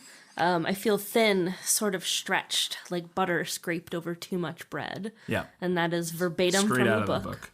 The fireworks, I think, are spot on from the book that happened at Bilbo's party. A lot of them are identical, including the dragon firework, which is described as one last surprise in honor of Bilbo. The lights went out. A great smoke went up. It shaped itself like a mountain seen in the distance. That's the only part that's not the same. We don't see the mountain. and began to glow at the summit. It spouted green and scarlet flames. Out flew a red golden dragon, not life-size, but terribly lifelike. Fire came from his jaws. He glared down. There was a roar, and he whizzed 3 times over the head of the crowd. They all ducked. Many fell flat on their faces. The dragon passed over like an express train, turned into a somersault, and burst over the bywater with a deafening explosion, which is exactly what happens basically with the dragon. And there's a couple others fireworks specifically that they pulled right out of the book to kind of put on the screen, which I enjoyed. Bilbo's speech. Yeah. They shortened it a little bit. They shortened it a bit, but a lot of it is there. He lists all the hobbits. Yeah. Proud feet. Yeah, Proudfoots. Yeah. He says Proudfoots, and then the old guy with his feet up on the table yells, "Proud feet!" Exactly how it happens in the book. And then another iconic line. I don't know half of you half as well as I should like, and I like less than half of you half as well as you deserve. Shade. This was unexpected and rather difficult. There was some scattered clapping. My favorite moment in that in the movie is the cut to Gandalf. Yeah. There's a quick cut to Gandalf after that line as everybody struggles with it, and he just kind of smiles coyly and looks around because obviously Gandalf understands it. The moment where Gandalf confronts Bilbo about leaving the ring, the whole scene plays out pretty much identically. But the part in particular that I love is the way that he fills the room. Yes. After Bilbo kind of like refuses and says, well, after all, why shouldn't I keep it? It's mine. It's mine. I'll keep it if I want to keep it. This is from the book. Gandalf's eyes flashed. It will be my turn to get angry soon, he said. If you say that again, I shall. Then you will see Gandalf the Grey uncloaked. He took a step towards the hobbit, and he seemed to grow taller and menacing. His shadow filled the little room, which is exactly what happens. And Bilbo backed away to the wall, breathing hard, his hand clutching at his pocket. Just ripped out of the page and put on the screen, which is always fun. And the line, keep it secret, keep it safe, to Frodo. When after he pulls Sam through the window. Oh, okay. He pulls Sam through the window, and Sam pleads to Frodo, don't let him turn me into anything unnatural. That line is right out of the book, because he's worried he's going to turn him into a toad or something, which is great. We talked a little bit about their first encounter with the Ring Wraith. Yeah. There was maybe a little bit better in the movie. Yeah, but it's also kind of pretty spot on. Yeah, which I imagine. And one thing that was included in the movie, which I would not have necessarily expected to be included, was the Wraith trying to sniff them out. Yeah, because they make numerous note of that in the book about how they're sniffing. You can hear them sniffing, and they're like, what the heck? And that you hear that in the movie, which is a little detail that they included. We read it earlier, talked about it, but Aragorn's description at the Prancing Pony, you can literally see is exactly what you see in the film. Yeah. Against the wall, pipe in his mouth, his eyes underneath the hood, peering out, identical to what the description in the book is. Short of maybe the color of his cloak slightly, but... The setup of fake beds for the hobbits, and then the ring wraiths falling for it. Yeah. Stabbing fake beds. Which is fun in the movie. You could also honestly maybe put this in better in the movie because we get to see it. And the way it's edited, where we're not sure, it's kind of a little trick that they do with the editing where we think maybe they're in the beds that the wraiths are sneaking up on. But they do the exact same thing where they stuff the beds to make it look like they're there. And then they come in the next morning and see that the wraiths have been in there and ripped the beds apart. But we actually get to see it happen in the movie. Yeah. On Weathertop, this is kind of spot on to the description in the book. When he puts the ring on and the wraith comes at him with the dagger, and then on top of that, the only difference here is that it's not on Weathertop, it's beside it.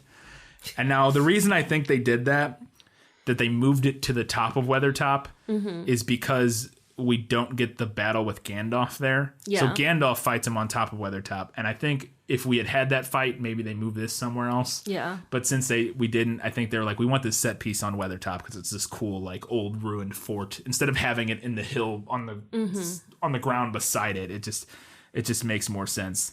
Immediately, he slips the ring over his finger in the book. And I'm comparing this to in the movie when he puts the ring on top of Weathertop. He slipped the ring on the forefinger of his left hand. Immediately, though everything else remained as before, dim and dark, the shapes became terribly clear. He was able to see beneath their black wrappings. There were 5 tall figures, 2 standing on the lip of the dell, 3 advancing. In their white faces burned keen and merciless eyes. Under their mantles were long gray robes. Upon their gray hairs were helms of silver. In their haggard hands were swords of steel. So they did have steel swords. Yeah. Okay, so I was wrong about that. Their eyes fell on him and pierced him as they rushed towards him. Desperate, he drew his own sword, and it seemed to him that it flickered red as if it was a firebrand, and that's because it's that barrow white sword thing that we talked about earlier. Two of the figures halted. The third was taller than the others. His hair was long and gleaming. On his helm was a crown, and that's the Witch King of Angmar from later. In one hand he held a long sword, in the other hand a knife. Both the knife and the hand held it glowed with a pale light. He sprang forward and bore down on Frodo. At that moment, Frodo threw himself forward on the ground. He heard himself crying aloud, "O Elbereth Gilthoniel." At the same time, he struck at the feet of his enemy. A shrill cry rang out in the night, and he felt a pain like a dart of poisoned ice pierce his left shoulder. Even as he swooped, he caught, as through a swirling mist, which again, the swirling mist is kind of what everything looks like when he puts the ring on, a glimpse of Strider leaping out of the darkness, which is exactly what happens. Like, Aragorn leaps kind of over him, in front of him, with a flaming brand of wood in either hand, and then Frodo passes out. But again, to me, that scene is like exactly what I imagine when we're watching the movie. And then the blade turns into smoke once Aragorn picks it up in the book. It kind of... Bilbo's trolls make an appearance. They do make an appearance, which they're talked about in the book, and they show up in the movie.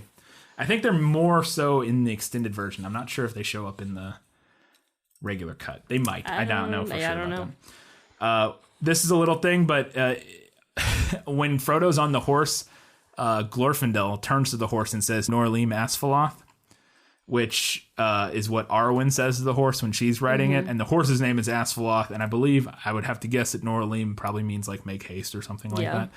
But it's...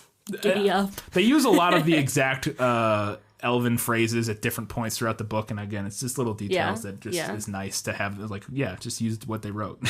Why change it? Yeah, why wouldn't you? Yeah. The ford of Bruinen flood that wipes out the wraiths and their horses. And even like the horses are in the water. Yeah, which and that's straight out of the book. Described in the book. The only difference is that it's not Gandalf that did it. In the movie, or at least it's not said that it's Gandalf that did it in the movie. It could have been. We talked about it earlier, but Bilbo's moment with the ring, where the jump scare, we read it. So yeah, that's spot on out of the movie, other than it being as frightening as it is. Yes. Elves being pompous shits. Yeah. They can't tell mortals apart. One elf, he says, "To sheep, other sheep no doubt appear different." Yeah, when somebody questions, I think it's one of the Hobbit, I can't remember who's talking to him. It's at Rivendell. Somebody's talking to one of them, and they're like, "How do you not tell us apart?" And yeah, to sheep, other sheep no doubt appear different. It's like, all right, man. What a racist, shitty thing to say. Yeah. So they don't have those great lines, but them being kind of racist, pompous dicks comes through at times. They got the spirit Maybe of it. Not quite as much, but at times it does. Gandalf is kept on top of Orthanc, and like we said, he sees all the pits of the orcs' armies from up there. It's like the one moment we see of Isengard and what's going on there is when Gandalf's on top of it, and we get that exact shot in the movie. Frodo's line. Yeah. "I will take it. I will take the ring into Mordor, though I do not know the way." Exactly verbatim from the book. And then Bilbo, after that, gives Frodo Sting in the mithril armor. Yes. Which happens kind of exactly the same in the movie. And then also, the book describes all of the equipment that the different members of the party have, and they all have exactly the same. The only difference. So Gandalf has Glamdring and his staff. Aragorn has the other difference is that he doesn't have Anduril, which he does in the book. He just has a sword. Frodo or Legolas has his bow and a dagger, although in the movie he has two daggers, so he can dual wield them like a badass. Gimli has his axe. Boromir has his sword and shield and the horn, and then the hobbits have their daggers. Yeah. So, but everybody has the kind of the same type of gear. When they're on the mountain, then the rocks falling and the fell voices on the air, that's out of the book. A slight improvement that the movie shows that it's Saruman doing it. Yeah, actively doing I think it makes him more of an impactful villain. Like we said earlier, he plays more of a role throughout, and it makes sense setting him up as sort of the main villain of this movie, with Sauron being the sort of removed, further down the road villain. Legolas runs over the snow like a dickhead in the movie. And you disagree I wanted a little to put bit. this in better in the book because I thought he was more of a dick. He was. In the book. Like in the movie, picture in the movie where everybody is like down in the 4 feet of snow and he's just walking over the top of it. And in the book, it's the same thing, except he like skips past them and he's like, "Farewell, I'm going to find the sun," and then waves at them. Yeah, you're right. What a dick. I do kind of agree. I don't think that movie actually does quite capture quite well as much how much of a dick the elves tend to be. Yeah. There's a little bit of it, but the book really leans into, man, these elves are dickheads. The moon door outside of Moria is identical. And there's a drawing in the book, so obviously... It's funny because I was reading the description in the book, and I was like, man, that's like spot on from the movie. And then I turned the page, and there's a drawing, and I'm like, oh, it is literally, they just took the drawing and put it in the movie. And then Gandalf, like, trying to get in. He says all the same stuff. Saying all this impressive stuff. He's like, whoa, whoa, whoa, whoa. And then the last moment, he throws his staff on the ground and just flops on the ground. It's like, and that's exactly what happens in the book and the movie. Once they get into Moria and they're fighting the Balrog, the entire Balrog scene is basically identical. The line that's a great, like, Gandalf being Gandalf kind of line of this foe is beyond any of you. Yeah. Just run. He says that in the book and in the movie. And once we actually get to the fight on the bridge, other than you shall not pass, it's literally moment for moment, beat for beat, almost identical. The Balrog pulls up its flaming sword and the whip in the other hand. It swings the sword at him. Gandalf puts his Glamdring up and blocks it, and the sword explodes. And then he yells at him and says, "Flame of Anor, light of the blah, blah, blah, something will not avail you. Go back to the shadow." All of that is verbatim. The things he yells at him are verbatim until he yells, "You shall not pass," and then slams his staff in the ground, which he does, and then it cracks the bridge. And then even the same thing where it falls, and then as it's falling at the last minute, it whips and grabs him, and then the fly you fools. Everything about one of the most iconic scenes in the movie that's one of those moments where you have as many complaints as you want as a book reader about things that they changed, but I can't imagine watching this movie, seeing like one of the most iconic, because in the book it's like it reads like this is the moment of the book basically, and being able to see that so faithfully adapted to the screen has to just, you're like, yes, like that's it, you didn't change a thing. Now maybe some nitpicker was like, you cannot pass, but like just accept that it's better saying you shall not pass and get over it. But that scene is, it's just perfect. Speaking of perfection, what a transition. Cate Blanchett as Galadriel. Cate Blanchett is a queen. Yes. Dark Cate Blanchett is my sexuality. Yes. So she's perfect. And then there's a couple other little things. Your quest stands but on the edge of a knife. Stray but a little and it will fail. And then the way she eyes them down, we get like the super close up of her eyes, and that's out of the book, because there's this moment where she just deeply stares at each of them, and you can, like, the implication is that she's like reading their minds. She's reading their minds, and also she's offering, they say later, which isn't necessarily what happens in the movie as much, although I think Boromir talks about it, she's basically offering them in their head a way out. Yes. And saying, you can go do this. You could return to Sam. You can go back to the Shire and just be happy. Yeah. Oh, why don't you just do that? Like tempting them to leave, to try to figure out the weak links in the fellowship type of thing. And the movie exactly kind of catches that feeling. And I think following on to that, the mirror setting is identical to how it's described in the book. She walks down into this glade in the trees, down the steps, and there's the stream that runs out of the rock with the water, and the basin and everything about that. Other than Sam not being there. Yeah. And some of the vision is slightly different. But the moment where Frodo offers to give her the ring is identical to how it is in the book. The dialogue's slightly different, but most of it. Her all shall love me and despair speech has changed slightly, I think. But they pull like the highlights of it and then tweak a couple parts here and there. Like again, the all shall love me and despair. They would have not an evil lord, but a righteous queen or something like that, whatever she says. It's just, all of it is just fantastic. And so the only slight difference too is in the book, it's the reason she's all green is because there's light emanating from her ring of power, which has a name that I can't remember. But her ring of power it's emanating onto her, and but they capture that in the movie, and she is like that. That's why she kind of turns green and gets all strange looking. Yeah. And now at last it comes. You will give me the ring freely. In place of the Dark Lord, you will set up a queen. I think she says you shall have a queen, which I think is maybe better, arguably. And I shall not be dark, but beautiful and terrible as the morning and the night. Fair as the sea and the sun and the snow upon the mountain. Dreadful as the storm and the lightning. Stronger than the foundations of the earth, which she definitely says. All shall love me and despair.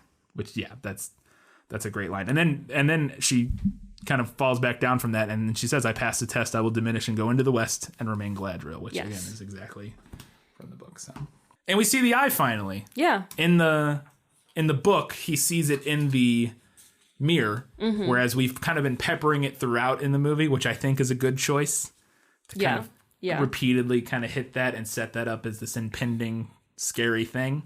But it does. I was worried it wasn't going to show up at all in the book, and that was just like a movie thing. But it does show up in the book. They describe the eye, and he sees the eye. Yes, but the eye. The eye. But yeah. And Galadriel's swan boat. She's got a bitchin' swan boat. That's out of the book. And in the movie, it's even better because it's just her on it, not Celeborn. She doesn't have to share it with that. Yeah. And then finally, for the movie nailed it, when he gets to Amon Hen at the end, he puts the ring on to run away from Boromir. Oh, wait, did I skip something? I mean, we can talk about those together. Oh, yeah, I skipped it. Yeah, the Boromir scene with Frodo is basically spot on. Yeah, like it might not be verbatim, but a lot of it is. Yeah. They cut parts, and it's a little bit longer in the book, but a lot of the dialogue is identical. And there's one moment in particular that struck me to how similar it was, is at the very end of it, after he realizes what he did, and he's recovering from it. So all this stuff happens, and he tries to take it from him, and he tries to jump on him, and Frodo puts the ring on and runs away. Miserable trickster, he shouted, let me get my hands on you. Now I see your mind. You will take the ring to Sauron and sell us all, which he says basically that. Yeah. You've only waited your chance to leave us in lurch. Curse you and all halflings to death and darkness. And he says, curse you a few more times. Then, catching his foot on a stone, he fell sprawling and lay upon his face. For a while he was still as if his own curse had struck him down. Then suddenly he wept. He rose, and this is the line I'm talking about. He rose and passed his hand over his eyes, dashing away the tears. What have I done? Yeah. Which is exactly what Sean Bean does in that moment. He stands up and he like wipes his face. And he's like, what have I done? Frodo! Yeah, it's like spot on. But then after Frodo runs away, he goes up on Amon Hen, and which is same thing. And he sees all the way to Barad-dûr, which is the Dark Tower. And it kind of it sort of zooms all the way into the eye. And it's how it's described in the book, and it's also what we see in the movie. So, all right, that was it for the movie. Nailed it. We're so close. We got a few odd ends we need to talk about, and then we were going to do our final verdict. So we're very close. The end is nigh.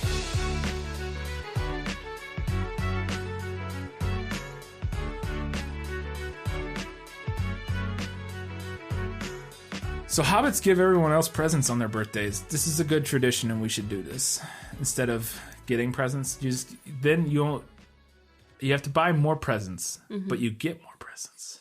I guess it's kind of the same. Your birthday's coming up, so... Well, I can't be the only one. The system only works like socialism. The system only works if everybody buys in. Something that I love about Middle-earth's world building, I thought of this while I was reading the prologue, is that Tolkien took the time to construct entire languages for the elves. Yeah.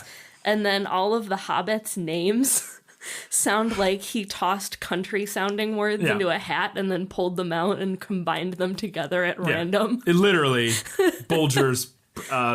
like proud feats and brandy bucks. Yeah, it's literally just nonsense. It's just words. Yeah. But that's exactly what it's befitting of their stature, I think, is what he's going for. But yeah, definitely seems like a difference in effort involved. So movie hobbits, this isn't mentioned in the book. No. But in the movie, hobbits all have very curly hair. Yeah. And all of the elves and humans have either straight or kind of like wavy, soft waves in their hair, which is a stereotype. Yeah. Curly hair seen as less refined, seen as messy, uncouth, less elegant as compared to like straight hair or like controlled waves. Yeah. Like Boromir and Aragorn, sort of like wavy. Yeah. Yeah. Yeah, no, I agree. It is. They literally all of the hobbits have that kind of curly hair, which is the barman in Bree, his name is Butterbur. Yeah. Butterbur in the book and in the movie. They just don't mention it in the movie, I don't think.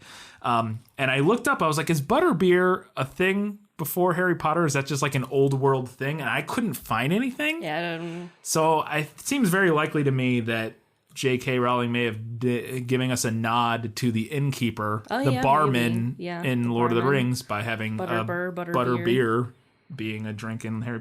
It seems possible.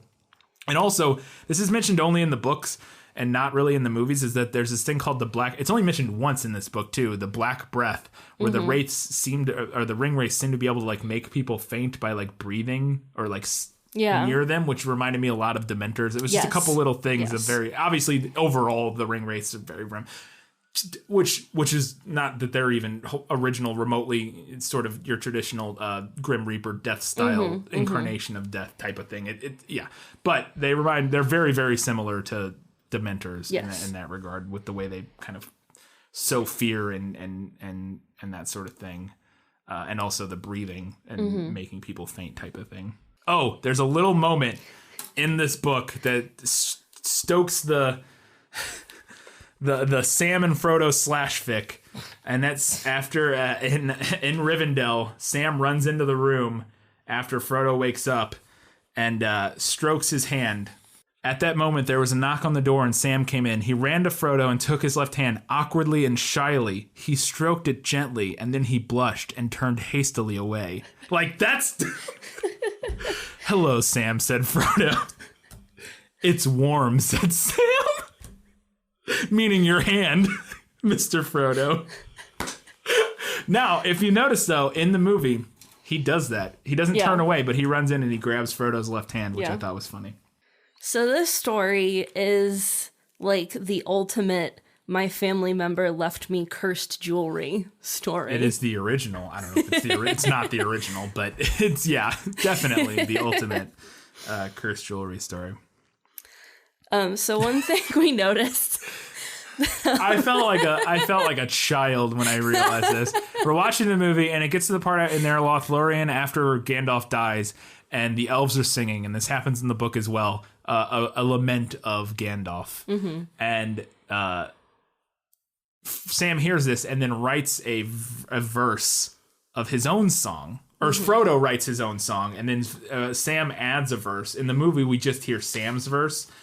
In the movie, Sam says, "The finest rockets ever seen, they burst in stars of blue and green, or after thunder, silver showers came falling like a rain of flowers." Yes. And I was like, I looked in my book and I was like, well, that's not the book. It's the finest rockets ever seen, they burst in stars of blue and green, and or after thunder, golden showers came falling like a rain of flowers. Why would they change? Oh, was I exactly? Nice. You said that, and I just looked at you, and then you went, "Oh, yeah." So they change golden showers to silver showers. They had the forethought that I didn't, at least initially, until I thought about it for a second. But yeah, that was funny. Yeah. Every time I watch these movies, I am struck yet again by how well the CG and all of the effects hold up. Truly. And I know that it's partly because they did a really good mix of practical and CG. Yeah. But for the time, I still think it's pretty impressive. Wildly. This is 2000 when they were doing these graphics. This movie came out in 2001.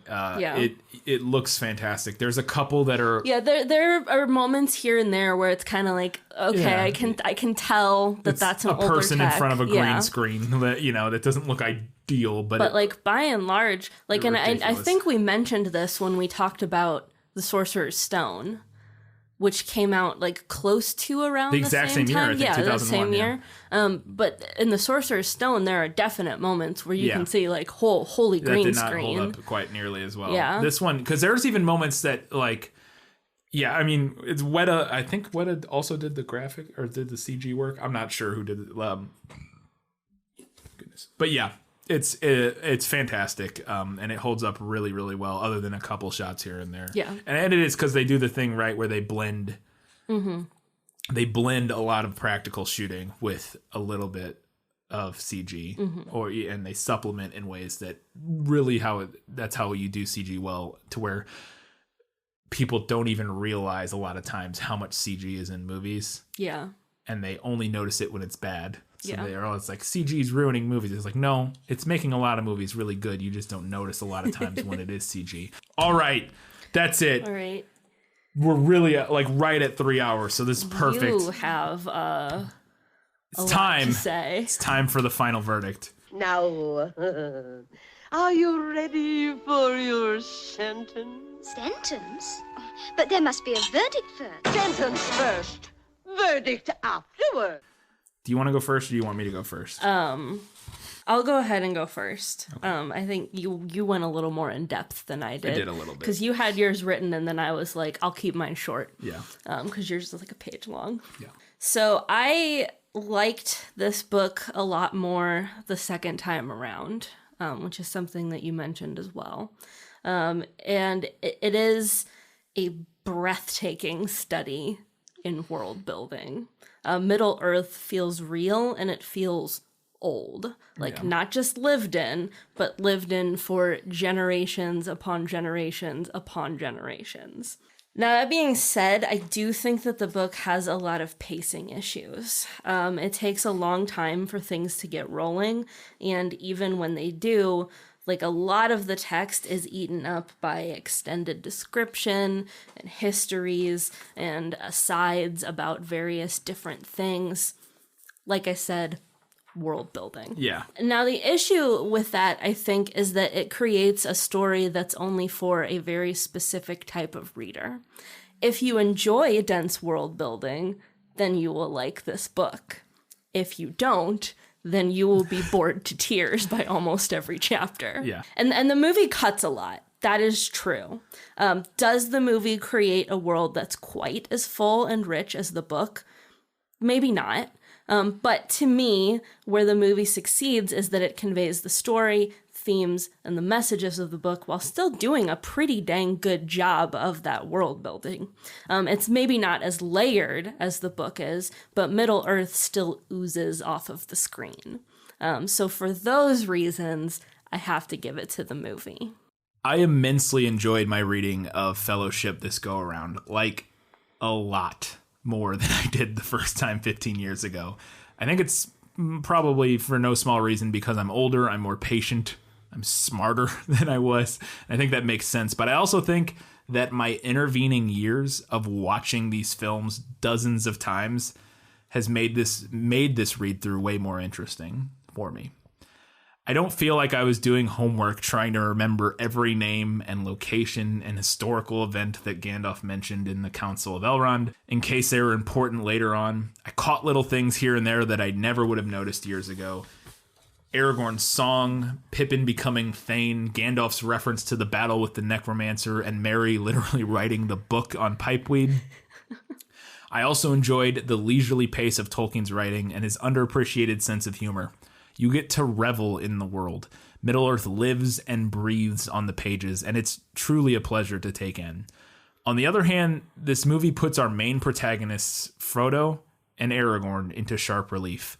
Frodo is brave, but slightly less unflappable than he is in the book. He's eager to seek adventure and do his part, but he's not quite as resilient as his book counterpart. He feels more human and more relatable. Aragorn's story switches from someone raised and eager to reclaim the throne to someone who's run from that responsibility his whole life and isn't sure if he can handle it. He sees the failures in his family's past, and he fears repeating them. His journey is more engaging, and it's more relatable. It taps into common fears and doubts that everybody has. I can't really relate to the cocksure Dunedain ranger who's been raised by an elf lord to reclaim his rightful throne. I kind of can relate to a dude who isn't sure if he's ready to take up the responsibility of running the world of men. While the leisurely pacing of the books works in a book, I think the movie does a terrific job of both capturing elements of the downtime in the book, but also condenses events in a way that keeps a movie that is literally already 3.5 hours long from being a slog. It has to be one of the most watchable 3.5 hour movies ever made. The score. I haven't even talked about the score. Howard Shore's score for this film is iconic. Every theme is recognizable and perfect. The Hobbit themes are pastoral and warm. The elf themes are mystical and elegant.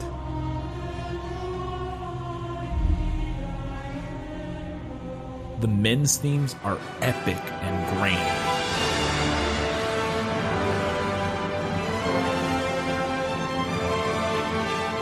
And the Saruman Isengard theme honestly rivals the Imperial March for awesome bad guy music.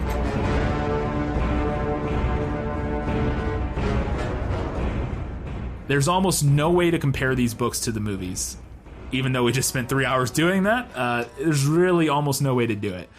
They do what they are trying to do exceedingly well. Each of them does. But ultimately, I think I have to give this one to the movie. I'm biased. The Lord of the Rings movies are literally 3 of my favorite films of all time. They were a formative part of my teenage years. But I really do think they made just incredibly smart changes and adapted Tolkien's masterpiece in just about the best way possible. So we agree. We agreed.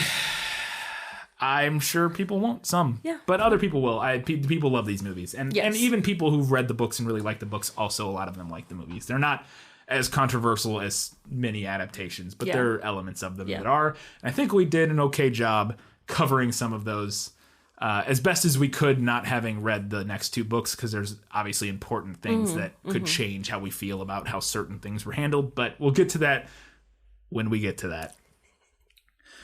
As always, you can do us a huge favor and rate, review, subscribe to us on iTunes or anywhere else you download our fine podcast. We're available on Spotify and several other podcast catchers, as they're called, I think. Also, you can follow us on all of the social media. We have a Facebook page, Twitter and Instagram, a Goodreads, a subreddit. Just look for This Film Is Lit on any of those platforms, and you should be able to find us. And finally, Katie, what's our next book? Because it's not Lord of the Rings. We're taking a break so that we have time to read. But it will be our next episode. We're not interested in killing ourselves this summer. A month from now, we will be doing 2 Towers. But Yes. we have one intervening episode. Katie, what will that be? Our intervening episode here will be a short story. And this will be our Pride Month episode. We're gonna do Brokeback Mountain. There you go. Yeah. Which I want to talk about it more in the prequel. It's maybe not like the best, greatest choice. Maybe not. But it is a short story, which is important because I don't have as much time to read working on the 2 Towers. Yeah. And it's available to me quickly. Yeah. I've seen the movie. I watched it in high school film class or something. I've never seen the movie, so I'm I remember interested. enjoying it, thinking it was a well-crafted movie. I remember very little about it, and I don't remember. I remember almost nothing about it, but I remember liking it when I saw it. So the prequel for that will be next week. Yep. And then 2 weeks from now, we'll have our main episode. Indeed. And then if you're just here for Lord of the Rings, come back in a month. But until that time, guys, gals, non-binary, and everybody else, Keep reading books. keep watching movies. And keep being awesome.